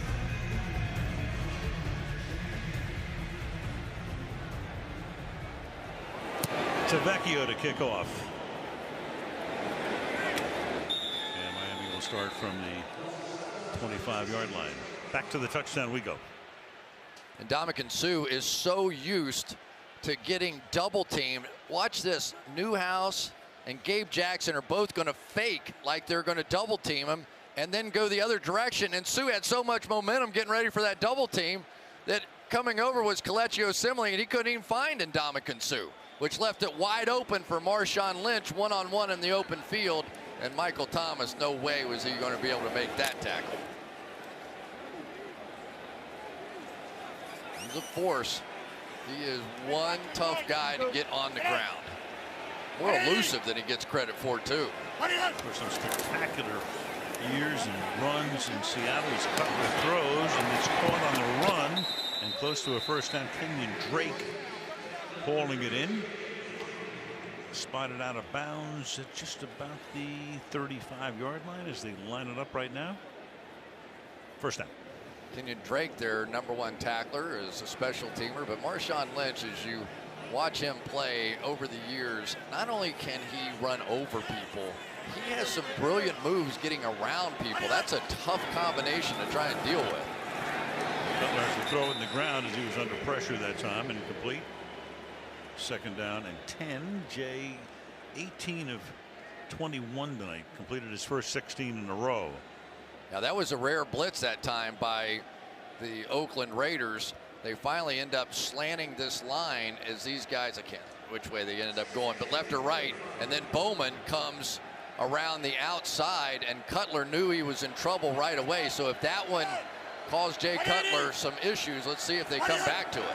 Their blitz rate, Oakland's is 3rd lowest in the league. Huge hole over the right side, and that's Kenyon Drake. Stiff arms the guy out of the way. Gets by Joseph and takes the ball all the way to the 23-yard line.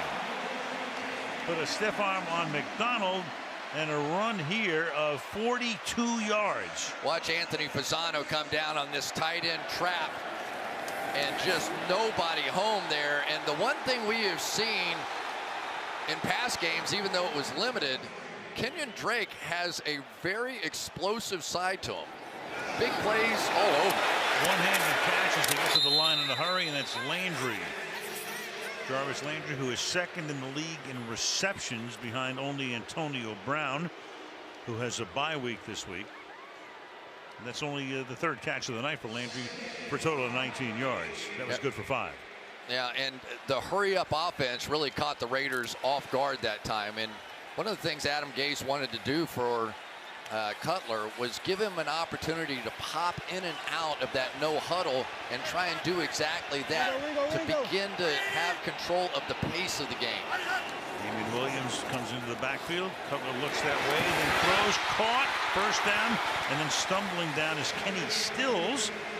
So Kenny Stills, good receiver, but he finally works his way into the action on his first catch of the night. Yeah, a pick that probably should have been called there. Jarvis Landry coming across and got a good chunk of the man-to-man coverage guy you'll see coming over. They'll end up picking that guy right there. Dong. TJ Carey got it. Ball spotted at the 9. It's first down and goal. Miami trying to answer that Oakland touchdown drive to start the third quarter. Cutler flips one out to the right side, and then is caught by Anthony Fasano, the tight end, and McDonald rides him out of bounds after a very short gain, 2 yards.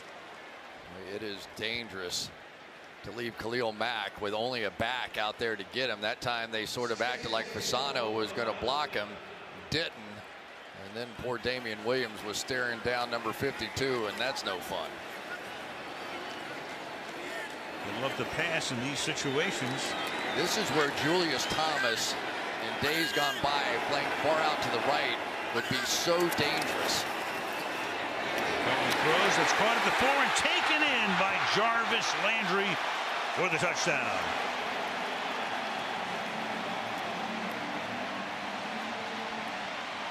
Well, after Oakland moved down the field to take an 11-point lead, Miami answers with a drive of 75 yards. They put Corey James out here and then blitz him, so this little pick play on the outside by Julius Thomas, nicely done. He didn't get called for it, just enough of a distraction for Dexter McDonald coming over there to try and make a play, and that was a tremendous drive by the Miami Dolphins. One run, but it was a beauty. 42 yards, 6 passes. Extra point by Parkey is good. And with 6.5 to go in the third, it is Oakland 20, Miami 16 on Sunday Night Football.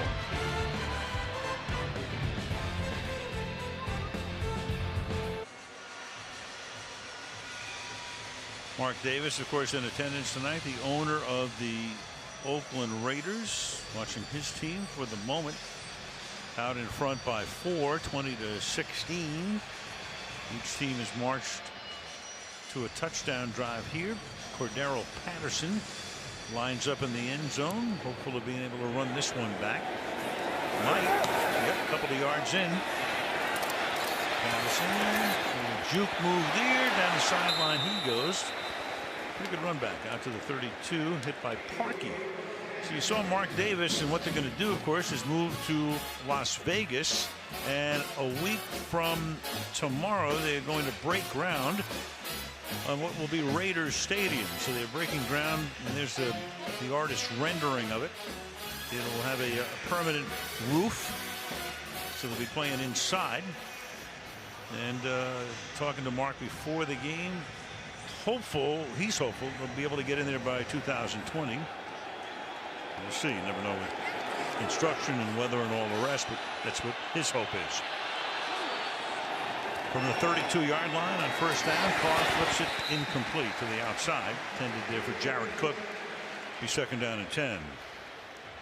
Yeah, and that time even the Miami Dolphins, who really did not blitz much in the first half, sent a little pressure with Kiko Alonso. So I think they've seen enough of these easy throws, and the belief was that if they could hurry up Derek Carr a little bit, that sometimes just the feel of a blitz, he has a tendency to get the ball out of his hand a little quicker, so maybe some of those easy throws to the tight end, Jared Cook, won't be so easy this half.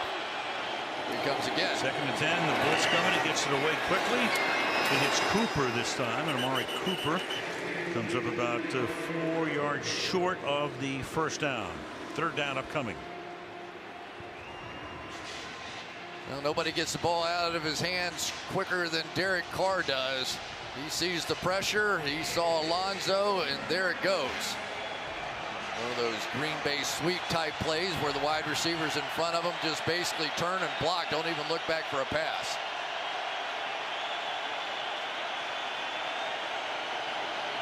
Crowd into it on the 3rd down and 4 for the Raiders. To the outside goes the pass, and nothing happening there. The coverage is terrific. Seth Roberts makes the grab. Bobby McCain is right there to stuff him, and it's 4th down and 5.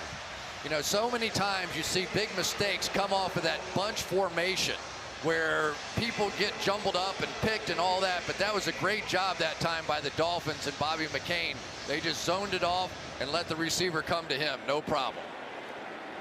Here we go. You're going to see him come straight outside, and the outside guy, McCain, just took him instead of following the inside guys. He's Marquette King, and that kick was almost blocked. Fair catch is called for and made at the 18-yard line by Shaquem Graham. Miami with the ball. 5 minutes to go in the 3rd. Oakland by 4.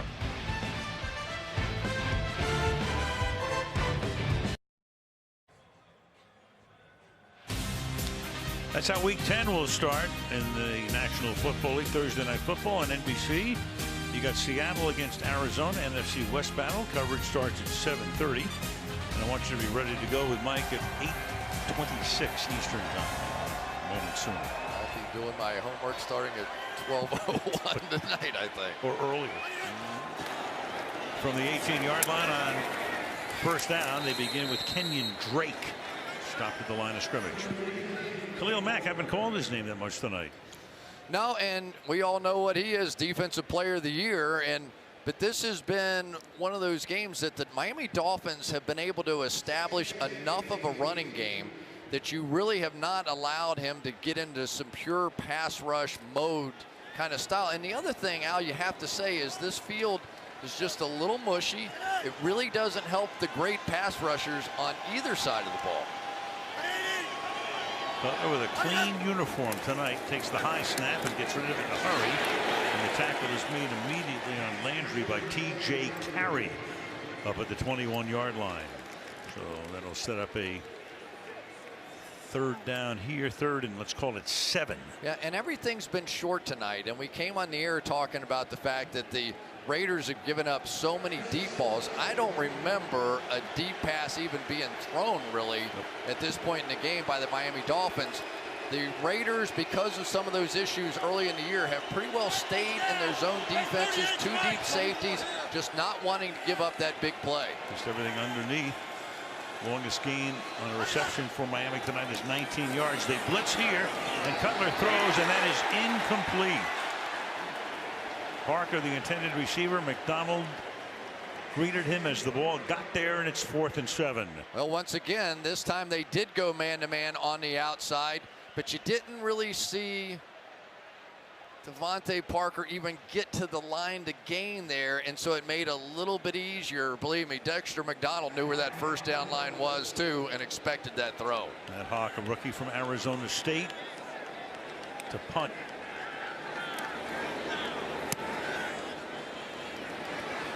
Line drive kick, returnable, fielded at the 31 by Jalen Richard. And he takes it to the 39-yard line with 3.5 to go in the quarter. Sunday Night Football being brought to you by Southwest Airlines. Low fares, no hidden fees. That's transparency. By T-Mobile, America's best unlimited network. By the 2018 Kia Sorento. Learn more at kia.com. And by Untuck It, shirts designed to be worn untucked. Untuckit.com. Friday night, Miramar Patriots beat the St. Thomas Aquinas 44-27. State champion. Both teams heading to the playoffs after clinching their respective district titles. Oakland now starts from the 38-yard line.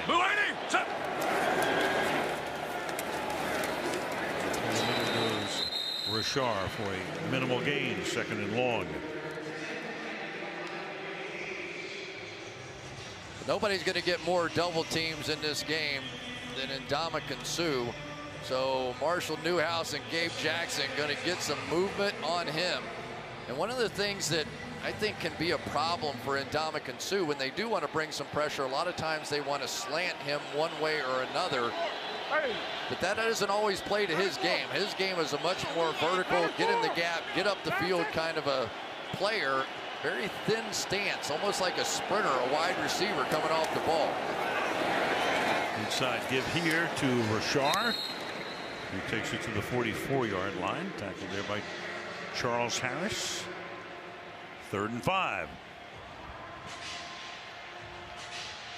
Let's take a look here at Ndamukong Suh. You can't really see him perfectly, but you'll see he's really his legs. Most defensive linemen have their legs fairly wide apart.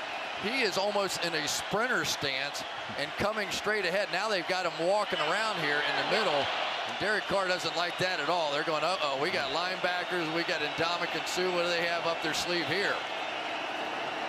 And they come, and the pass is a little low, but it is hauled in at the 50-yard line by Jared Cook, having a great night.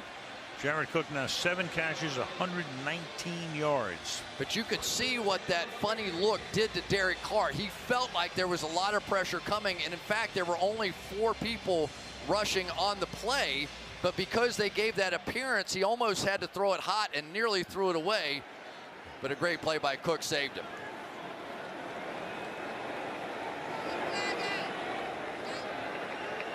From the 50.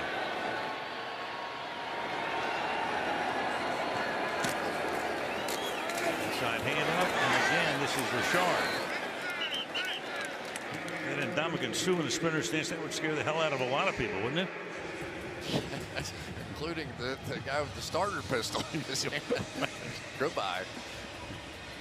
He really is some player, and I know that he catches a lot of heat because he makes so much money, right? And who knows what they're going to do with him. Maybe restructure the contract. I think he's supposed to make $26 million next year or something. So they have to do something. But he dominates inside, and he draws double teams. I always say I can tell who the good players are on the other team based on who is getting the double teams, and clearly that's Suh and Wake on the Dolphins. 2nd and 5. Rashard runs into a ton of traffic. First guy to text Jay Cutler to come on over when Tannehill got hurt was Ndamukong Suh, and the two certainly had made their acquaintance in all of those years when Jay was in Chicago and Suh was in Detroit. Well, and playing against each other, of course, Suh had a few of those questionable kind of hits, and Jay Cutler never said a word publicly, never said a bad word about Ndamukong Suh, and Suh said, I always had a lot of respect for him because of that. 3rd and 5. Waning seconds. Let's see if they don't even have to get a playoff, and they probably won't. That's the end of the quarter.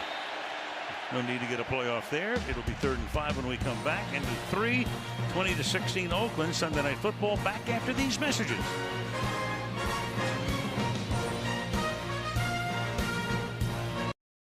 Aerial coverage tonight brought to you by Geico. As we start the 4th quarter, Al Michaels, Chris Collinsworth, Michelle DeFoya talking about what an important game it is for both teams, especially for Oakland, but Miami as well. They have a very tough schedule down the stretch. 4 of their last 6 games, though, against New England and Buffalo, staying in the division. Yeah, well, that division's awfully tough this season, but there's nothing wrong with Miami's defense or their special teams. And if their offense continues to improve the way they have here tonight, maybe they can make a run. They have to win here first. Right now they need a stop on a 3rd down and 5 as we start the 4th quarter, and the pass is caught in a lot of traffic by Amari Cooper. He gets the Coop sound here. He has a lot of friends here because he grew up in the area. Yeah, Miami guy, and that was a brave catch. They had the trap defense on here. It looked like he was going to have plenty of room, but instead Bobby McCain turned back inside, and if he had reacted a little quicker to that, might have ended up with a pick 6. Guarantee you, over on the sideline, defensive coordinator Matt Burke is screaming, I called the perfect defense. We should have had that one. Lynch, Marshawn Lynch, bowling balls his way for a gain of about 8 yards, bouncing off the pins as he takes it to the 31-yard line. And there is Burke. Yeah, we're starting to see a little vintage Marshawn Lynch going here too, and we talked about how elusive he was, and certainly he makes people miss, and he did on that touchdown run. But the other thing is he runs over people, And that combination late in ball games with this big offensive line is what should be able to put games away in this situation for the Raiders. 2nd and 2. Richard comes into the backfield. Toss to him. Drops it. Recovers and avoids disaster. Had a fumble last week, as did Washington in the game at Buffalo. That was very costly. 3rd down and 4. Told you earlier, you have to keep an eye on Rashad Jones. He is the guy they love to bring on blitzes. And it was interesting talking with Matt Burke, their defensive coordinator. He said he's just one of those guys. Whether I think it's the right strategy or not, I just have to blitz Rashad Jones sometimes, because not only does it get him fired up, it gets the rest of our defense fired up. And once again there, he makes a play for Matt Burke. 3rd and 4. And it's juggled and dropped by Seth Roberts. There's a flag, though, in the offensive backfield. It's going to go against Oakland. And this is going to be interesting. You got Donald Holding. Penn. Offense number 72. Penalties decline. 4th down. Yeah, I wondered if they might try and drive them out of field goal range with that, but made the decision to decline it and give them the opportunity. Very interesting option right there, because if you move them back 10, but then you have the other, you still have it down, and then you get, well, you know, you're playing around here. Now, what do you do? I think he's trying to tell him now he wants the penalty. He keeps the offense out of what Carr's saying is get the play clock up to 25. Yeah, and Derek Carr and the offense is still on the field. Right, and meanwhile, McCauley's not ready to spot the ball. Correction. Miami has accepted the 10-yard penalty. 3rd down. All right, so that's the option they have chosen. And we'll find out if that was the good path or not. Because then you go back to 3rd down. You take them probably out of field goal range. But now you run the risk of, you know, picking up a 1st down or whatever. And the best plays the Raiders had in the first half were really 3rd down and about 10 to 15. They were. So Sue went to McCauley after originally it was determined that they were going to decline the penalty. He says, no, we want to accept it. So there was confusion on both sides momentarily, but when they sorted it all out, you'd be looking at a 61-yard field goal attempt. And of course, the downside to that too would be if you missed it, you'd give Miami the ball in midfield. So Miami takes it. Oakland will have a 3rd and 14 from the 43. Carr under pressure, loses the ball, and it's picked up by Oakland, by Newhouse, and then Newhouse loses the ball. And a whole bunch of Dolphin jerseys are there, and Miami has it. So they avoided disaster. It was Sue who busted up the play. He is slow in getting up. He is shaken up. He'll go to the bench, but Miami winds up with the ball. Wow.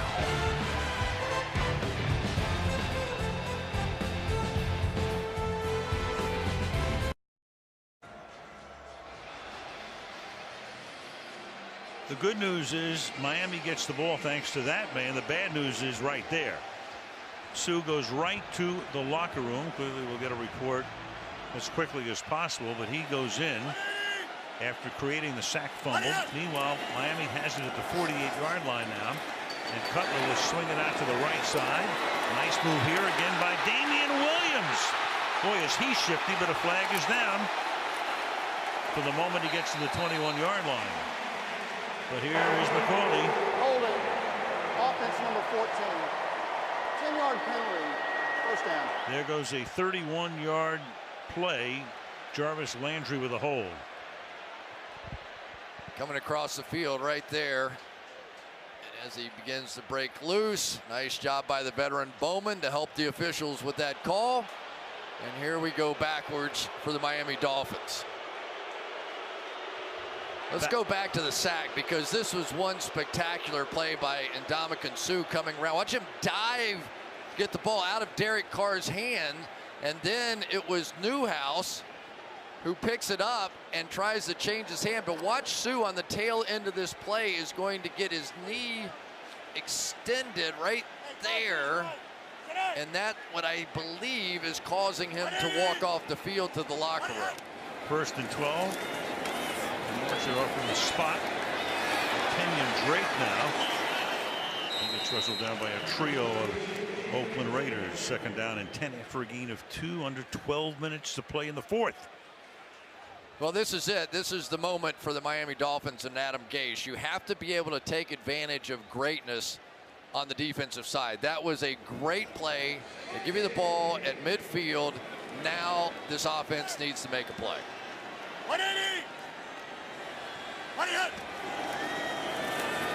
Play action on 2nd and 10, and Cutler is under pressure, avoids the sack, and then throws incomplete as Oakland put the heat on that time. 3rd and 10. Yeah, we're starting to see some pressure now from this Oakland Raiders defense as Sue looks like he's coming back on the field. Again, the slants and then bringing the linebackers around. One of the 2 linebackers coming inside. And they are changing the tempo now for Jay Cutler. They are starting to get some of the pressure that they lacked in the first half.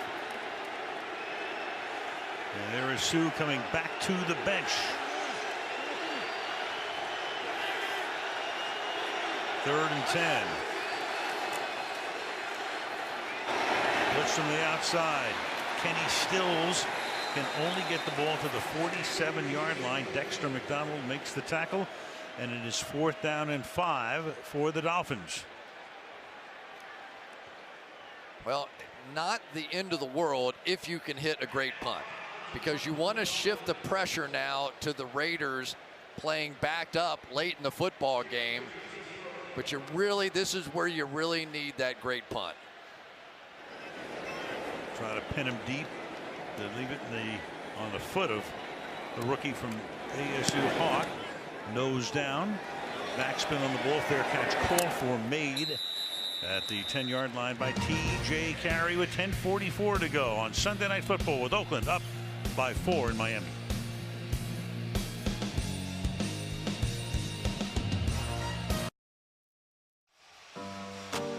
Sunday Night Football being brought to you by Chevy. Chevy has earned J.D. Power Dependability Awards for cars, trucks, and SUVs. By Microsoft Surface, the official sideline technology provider of the NFL. By Subway, So Much Sandwich. And by Walmart, rock this Christmas with Walmart.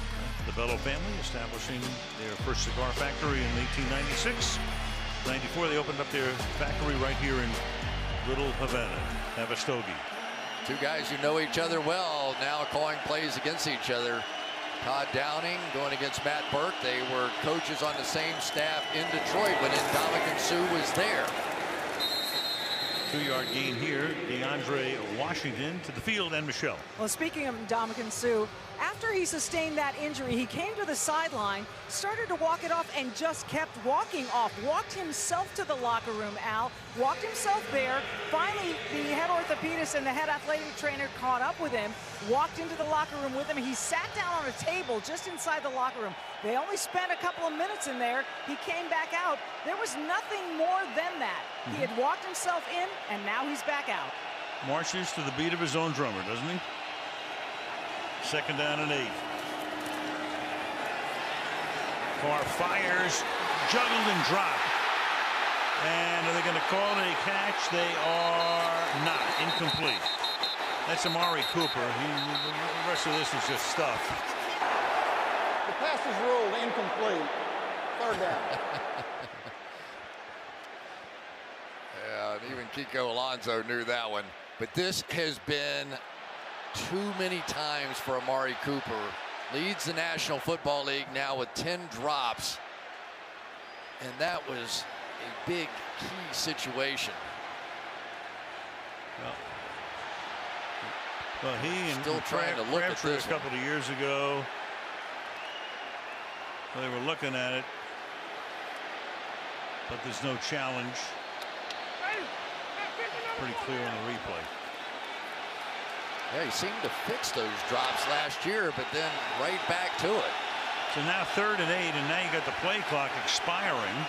First charge timeout. And Oakland's able to get a timeout taken, which might be interesting down the stretch here in a very tight game.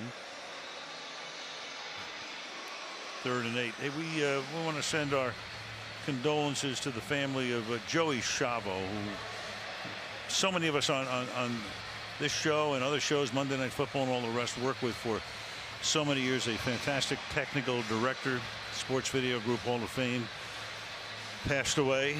And to Joey's family, all we can tell you is that all of us loved working with him. A spectacular man, and our sympathies. Indeed.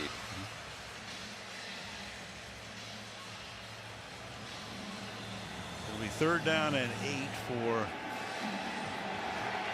the Raiders here at the 11-yard line. Looks like they're going back to that Ndamukong Suh walk-around style defense. Here he is. They're going to try and present different looks. It's only a 3-man rush and dropped again, this time by Crabtree. Man, oh man. 4th down. Couldn't tell. Let's take a look, and somebody's going to come flying. I think that's Rashad Jones. Does he get a finger on it? I couldn't really tell. Don't think so. 2 key drops by their 2 key receivers in the biggest moment. Marquette King fighting that groin injury. This is a deep kick, but a line drive, returnable.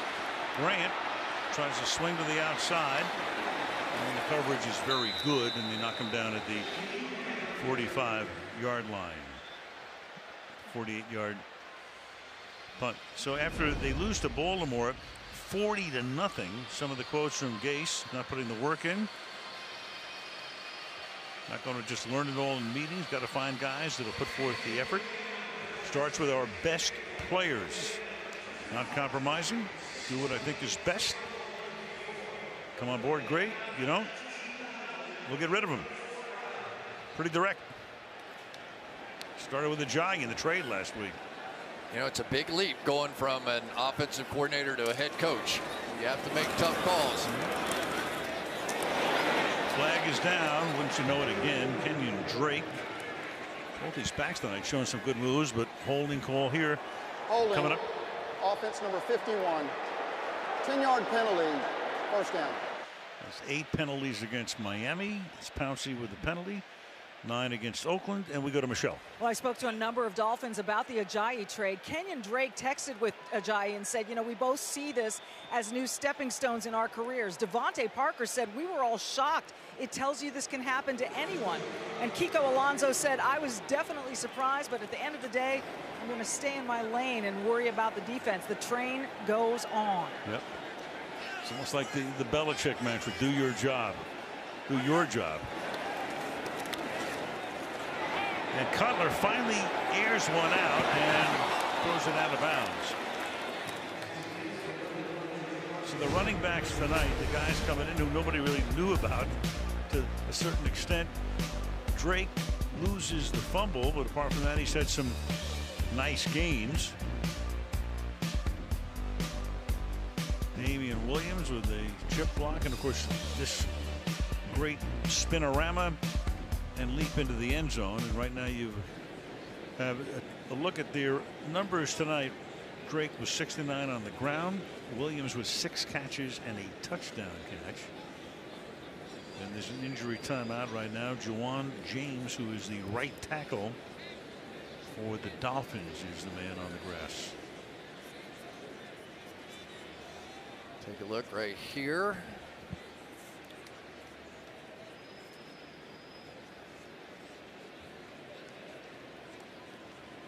And kind of turned awkwardly on that right ankle. Don't know exactly what happened, but he is the pass blocker extraordinaire. That is his particular skill set, and he's had a nice game tonight. But now you start looking over at Khalil Mack and Bruce Irvin and going, uh-oh, now what's our backup going to do? This time Sam Young. Well, Young has experience. He's been around. Played at Notre Dame years ago and comes in to fill that spot, at least for the moment. His first game was last week. He'd been inactive for the first 6. And he's going to be plenty active for the rest of this game. Guarantee you they'll have a little chipping help on that side. So this might now play a little bit more into a Damian Williams game, who has a much better understanding of protection, and he is in there now. 2nd down and 20 from the 35-yard line. Look out. Cutler under pressure, and he's going to be taken down at the 33-yard line. So that's Irvin and Mario Edwards both coming in. So they make the switch on the offensive front, and you get a sack right off the bat. Yeah, and you don't get anything out of Julius Thomas. He's gone, and the back's on the far side. So you get a guy who coming in cold off the bench against the Defensive Player of the Year, and he has no chance. And I guarantee you, Jay Cutler, out of the corner of his eye, was thinking, where's 52? And he didn't have to wait long. First sack of the night for Oakland. They have blown 2 opportunities thus far with great field position set up by their defense, and that is a story all too common. 3rd and 22, and they're going to run the ball and swing it to the outside, now coming back the other way, and then run into a bunch of Raiders at the 37-yard line is Damian Williams, and the clock now runs down under 8 minutes to go in the 4th. And if you're a Dolphins fan, you're giving it the collective ugh. You just don't get opportunities. It's such a great feeling as an offense to get the ball around midfield, because you don't feel the pressure of being backed up and worried about turning it over as much, all those sorts of things, and they just went backwards each time. Ugh and Capitals with 2 exclamation points. Here's Hawk to punt. Fair catch called for, backing up and made at the 13-yard line by Jalen Richard. 7:21 left in the 4th. Oakland with the ball up by 4.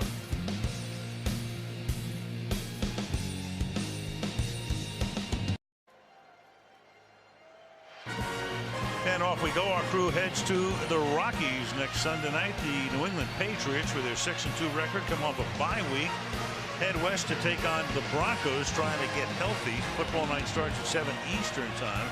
New England and Denver. A couple of years ago, we had a phenomenal overtime game between those two. That's their matchup next Sunday night. From the 13-yard line, they start this drive with a Marshawn Lynch run for 2 yards up to the 15-yard line. Marshawn Lynch averaging just over 6 yards per carry tonight, and due in large part to the play of this offensive line. When Gabe Jackson is pulling around on the power and he makes it all the way to the safety, you know you're going to get a big play. Double teams on Ndamukong Suh have opened it up for Lynch, and then the old okey doke fake the double team, let Lynch fall forward, and there goes Marshawn Lynch, elusive as always.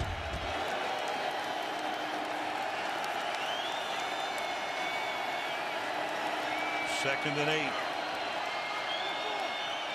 Milking the play clock. Carr, time, throws, and that time it is Michael Crabtree, and he's able to haul it in. So after a drop on the prior drive, makes a nice catch here, and Oakland will come to the line because they don't want it to be reviewed and go no huddle here, which they do.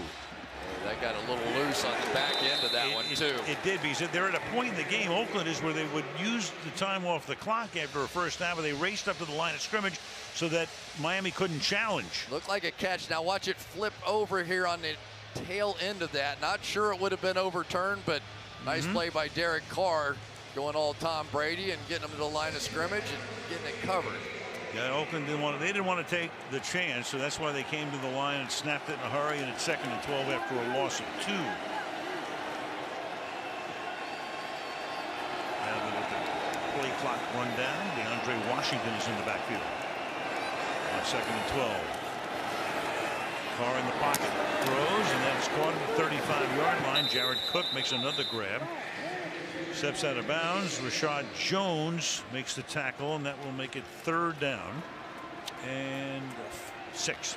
Jared Cook already a much bigger factor than what he was with Green Bay, but Couldn't have been a bigger factor than he was against Dallas in that playoff game, could he? Huge play in that one. Oh, that was one of the great catches ever, really, when you think about it. Set up the game-winning field goal. Knocked Dallas out of the playoffs. 3rd and 5.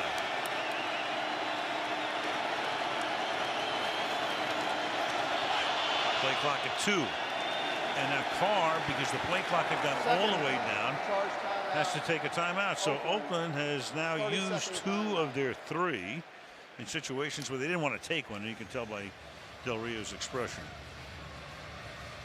Talked about that Miami schedule upcoming. And again, no bye week because Hurricane Irma postponed that first game of the season. So they took that bye week and put Tampa in there. And that'll take place in a couple of weeks. They go to Carolina next week.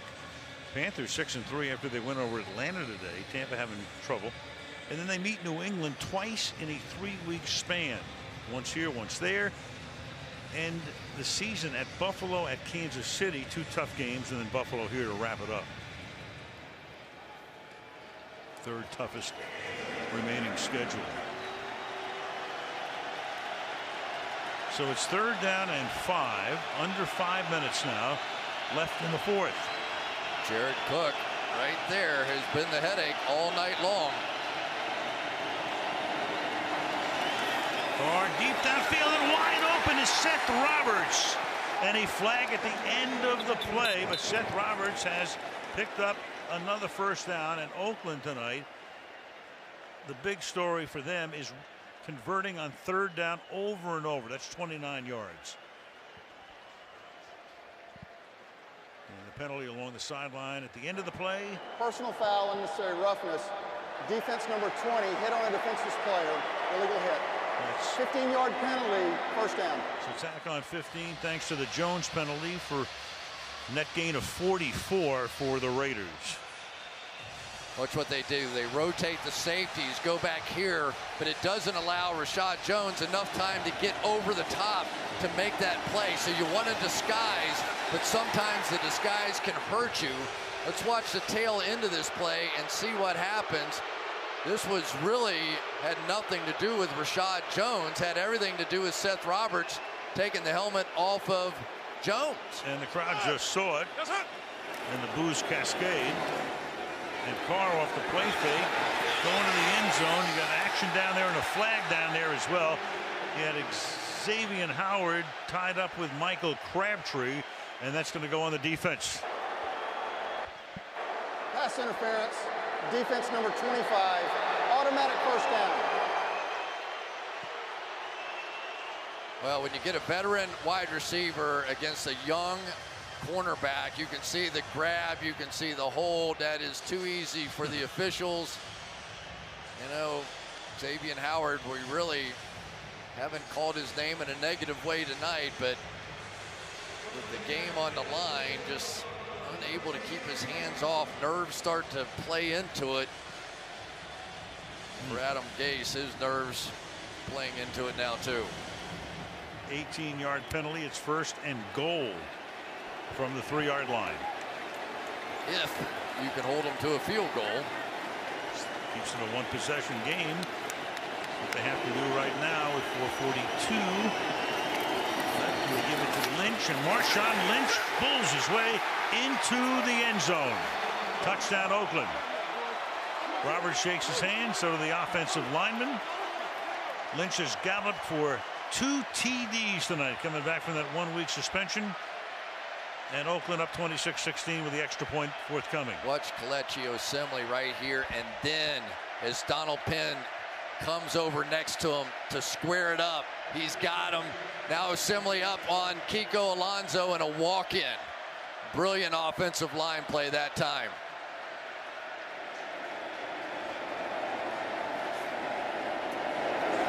Extra point is good off the foot of Tavecchio. 4:37 left in the 4th. Raiders 27, Dolphins 16.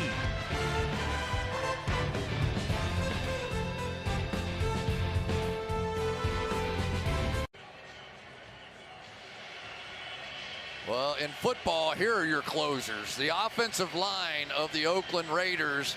They had to get it done, and they did. Watch Donald Penn, Kelechi Osemele. It'll be Penn with a little help from Osemele, get him on the ground, and then Osemele up to the next level. Even Seth Roberts, the wide receiver, with a good block. And Marshawn Lynch just finishes it up. So they were unable to get the running game going early in this game, but eventually the big guys wore down a very game Miami Dolphins defensive line that really made enough plays, Al, to win this one.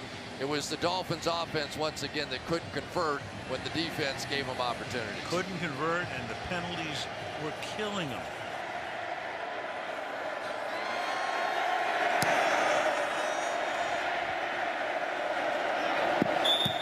Touchback. Well, through the years, but they've had some rivalry, these guys. Raiders and Dolphins going all the way back. Raiders broke the Dolphins' 16-game regular season winning streak back in '73.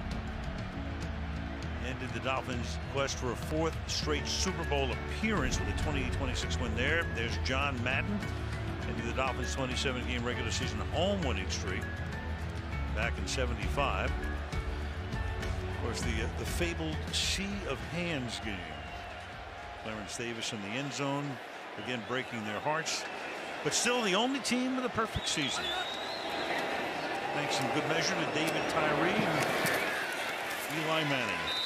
Yeah, but we got a chance to visit with maybe my favorite football person, or one of them of all time, Don Shula, before the game. Still comes out to the ball games, and it takes a heck of a team and a heck of a head coach to pull that one off. 26 years as the head coach here.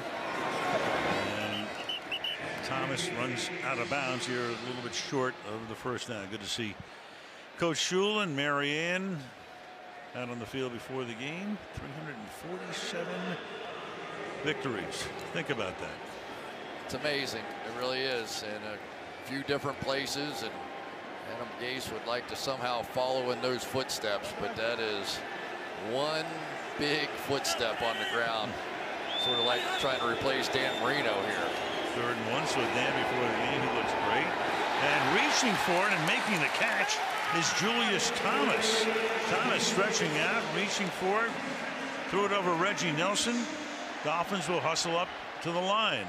Well, that's what the Denver Broncos used to do all the time. Just split out the tight end Julius Thomas, and anytime a safety went with him, they threw that pass, and he won the great majority of those matchups. From the 39 out, dumps it off over the middle. And spun down after a gain of a few is Drake. Wants to put it on the ground to get the Dolphins up to the line with 3.5 to go. Miami with all of its timeouts, plus the 2-minute warning, plenty of time. Plenty of time, and you can go either or here, right? You could kick the field goal here. You can't do that. And meanwhile, he puts it on the turf. Snap from Pouncey was low. Then he has to cover it back up at the 39-yard line. And now Miami's going to take a timeout. The dreaded grease pig.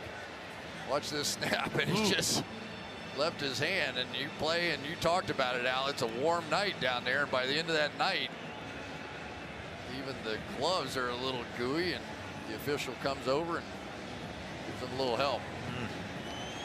They have to take a timeout. Don't want to have that happen again. And it's going to be 3rd and 9 now, coming up from the 38-yard line.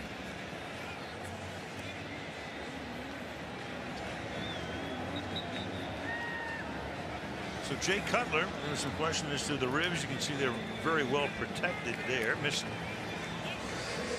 one full game and half of the Jets game when Matt Moore came off the bench to lead him to a win. Tonight, 29 of 35 for 243 and 2 touchdowns. 3rd and 9 now after the timeout. Cutler fires, and that's low and incomplete, and it's going to be 4th down. So you're in a situation now. I mean, what do? You can try to kick a 55-yard field goal. Probably not. Yeah, probably more like about 57-yard field goal here. And that would end. That would pretty much end the game if you didn't make it. Give Oakland good field position. Got to get a little closer. As you say, though, you can go either way. You know, look for the touchdown, look for the field goal, make it a one-possession game. And right now, they need to convert because it's 4th down and 9. Julius Thomas's size has to be a factor. Cutler pressure, throws off the back foot, and it is hauled in at the 24-yard line by Julius Thomas. Indeed a factor. He's slow in getting up. Clock under 3 minutes, but there's a flag. Holding call coming up on. Miami's walking back, so be on Bushrod, the right guard. Coming back regardless. Yeah, they're just having so many problems on the outside. Sam Young just cannot stay with Khalil Mack. And so Bushrod had to come over and try and save him late. Got his arm wrapped around, little jersey tug, and the UGG continues. God, so many times the Dolphins have just gone backwards with key penalties tonight. And on top of that, Thomas comes off the field here on a 4th and 19. Mack chasing Cutler. Cutler just flings it to the end zone. It's a dead duck and it's incomplete. And Oakland will take over. With 2:53. And it was pressure by Mack again. And so with the game on the line, the defensive player of the year who switched sides this time comes out and does his work against Tunzel. Cutler has no choice but to try and move and just couldn't get enough on that throw. Well, partner, we can't leave here without thinking about your career.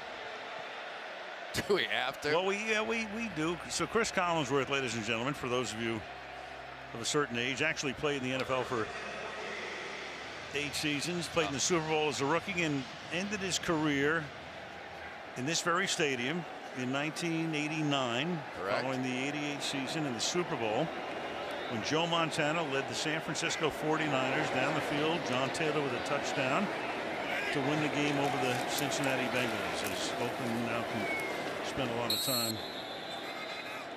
running down the clock. Your remembrances of that game?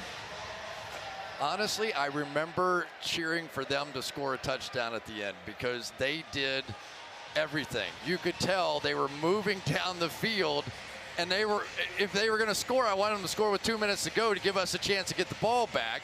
But they were methodically taking all the time off the clock. And I said, if you're going to score, score now and give us a chance. But Joe Montana, as he always is, Jerry Rice, John Taylor, they were perfect. It was a perfect drive.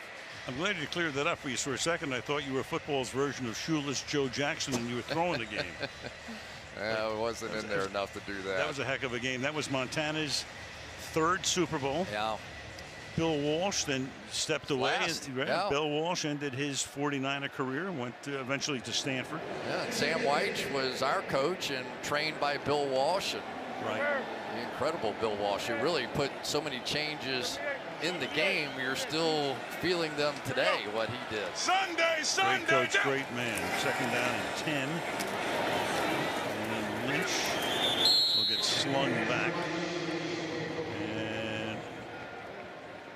3rd down coming up. So the Raiders, we're talking about their tough road. They will fly home and get into the Bay Area in the wee hours, but they have a bye week. Then New England in Mexico City. Then they come home against the staggering Broncos and the staggering Giants as well. So weeks 12 and 13 don't look bad for them, but then they go to Kansas City. They have Dallas on a Sunday night, week 15 in Oakland. And then that's a tough way to end. At Philadelphia, red hot, and at the Chargers. Never know with Philadelphia, they may have some things clinched by then. I'm thinking the same thing. 3rd down, 3rd and 10. They look great. And that's it. What is this all about? Picked. It's picked by Jones, and he steps out of bounds.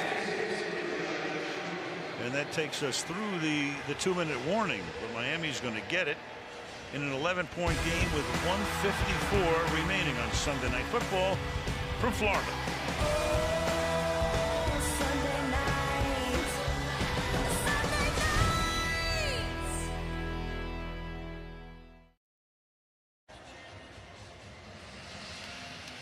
Right after the game, the Volkswagen post-game report. Michelle, as usual, on the field interviewing the stars of the game.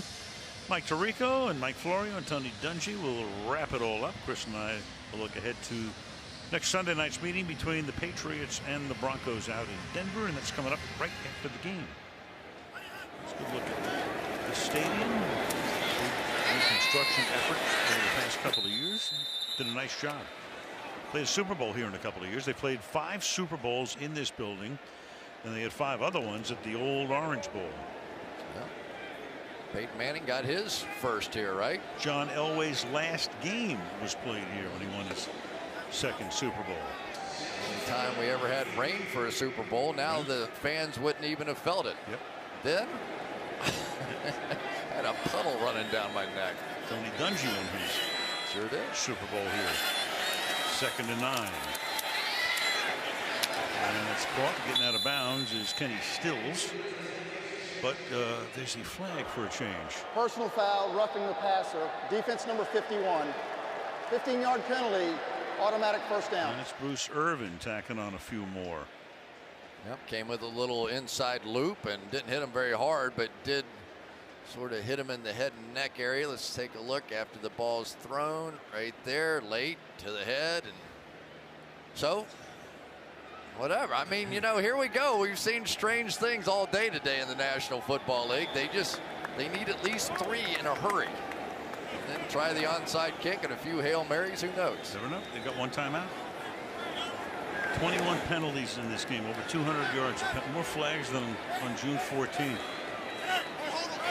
From the 47-yard line.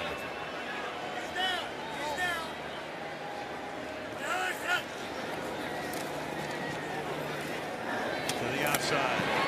And that's going to be another first down. Parker makes the catch. Tackled by McDonald. You're right. It ain't over. No. You know, it's interesting that they're getting some exhausted players out there on the field, and that time they did not have Khalil Mack over Sam Young, the new right tackle over there. They've got Danico Autry on him out there at this point. Juwan James out for that hamstring pull. Cutler fires down the sideline and a one-handed catch, but it's out of bounds. Devontae Parker was on the chalk. 2nd down. Did anything get down other than 1 foot? Did a knee? Maybe. If that knee hit first, I think that's a catch. Well, that's something that there's no challenge inside of 2 minutes, so they have to look at that on that's Park a catch, Avenue. Unless that bobble counted. I don't know that it did. Yeah, McCauley. The previous play is under review. Yeah, it's under review, all right. Yeah, that'd be something. That was a big-time catch. As long as this doesn't count as a bobble here, you know, the old, what does John Madden say? 1 knee equals 2 feet. Right. There you go. That's down. As long as that wasn't a bobble, and if that counts as a bobble, you give up. Yeah, I guess that counts as commentary. That's down. That's a catch, unless that's a bobble. I don't know if I write my own book. That's a catch unless that's a bobble. It's a bobble, right. All we do is parse everything in this world. I think that is total control. That's as much total control as you can have with one hand. Without a bobble. Without a bobble. Answer pretty quickly. Landed inbounds. It is a completed catch. It will be 1st and 10 for Miami at the 15-yard line. No bobble and a first down. So very interesting now with 1:36. Miami still has a timeout.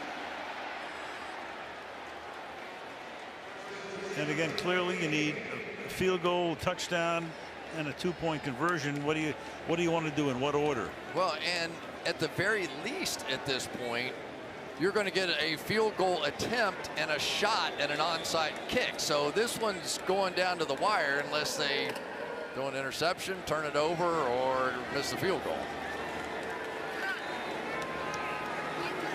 Snap it from the 15-yard line.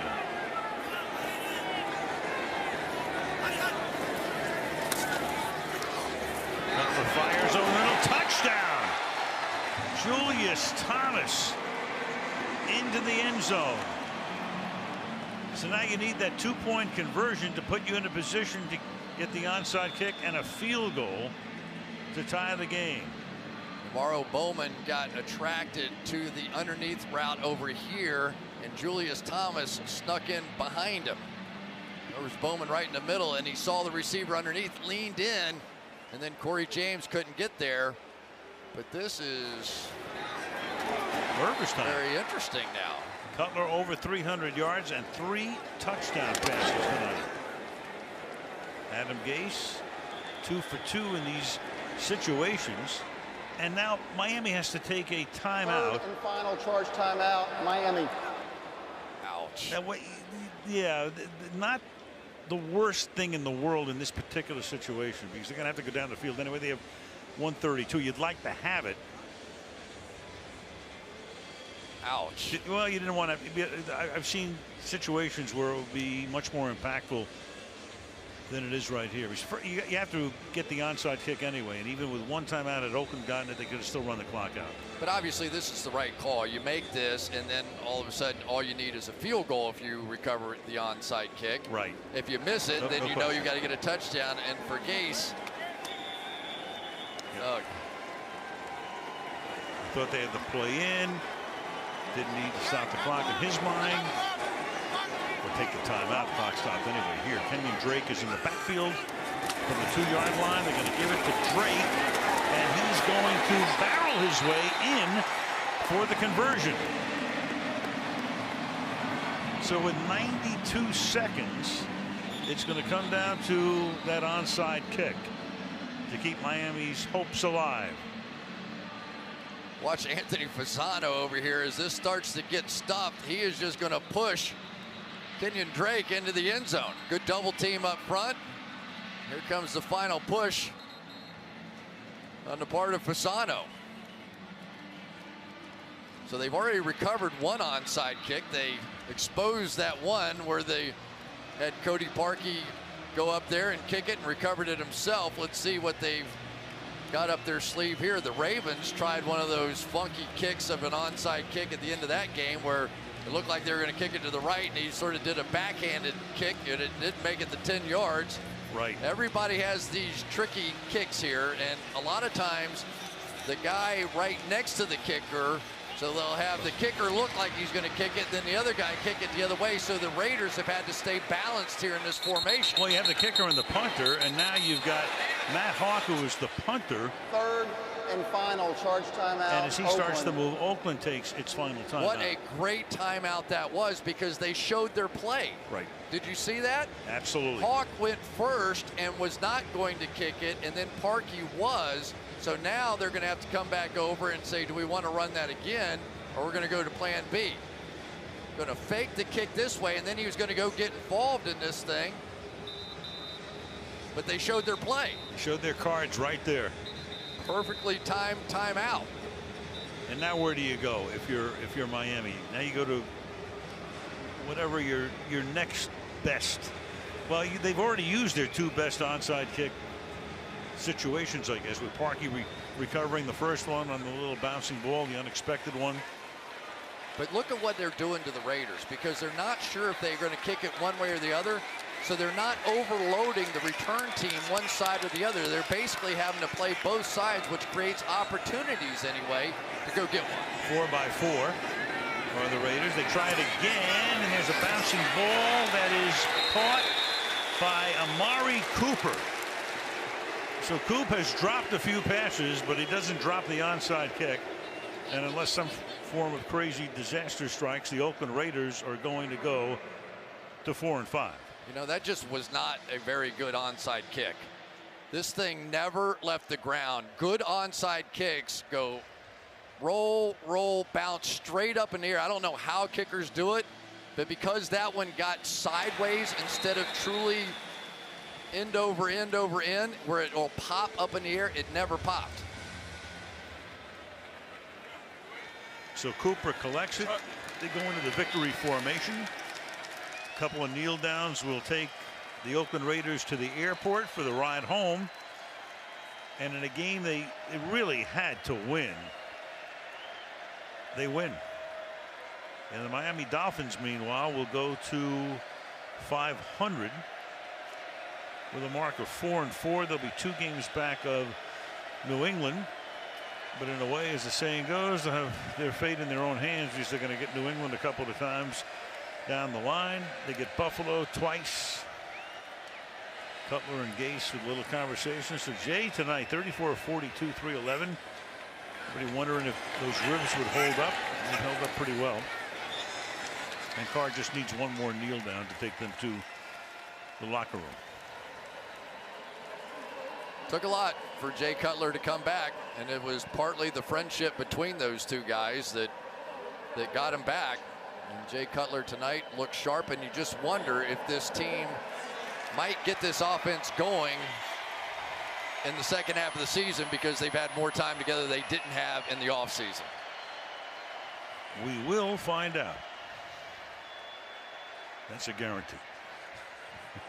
27-24 is the final score as the Oakland Raiders come east and win it. They had a lot of success in the Eastern time zone last year, not so much this year until tonight when they win it in prime time by 3 points.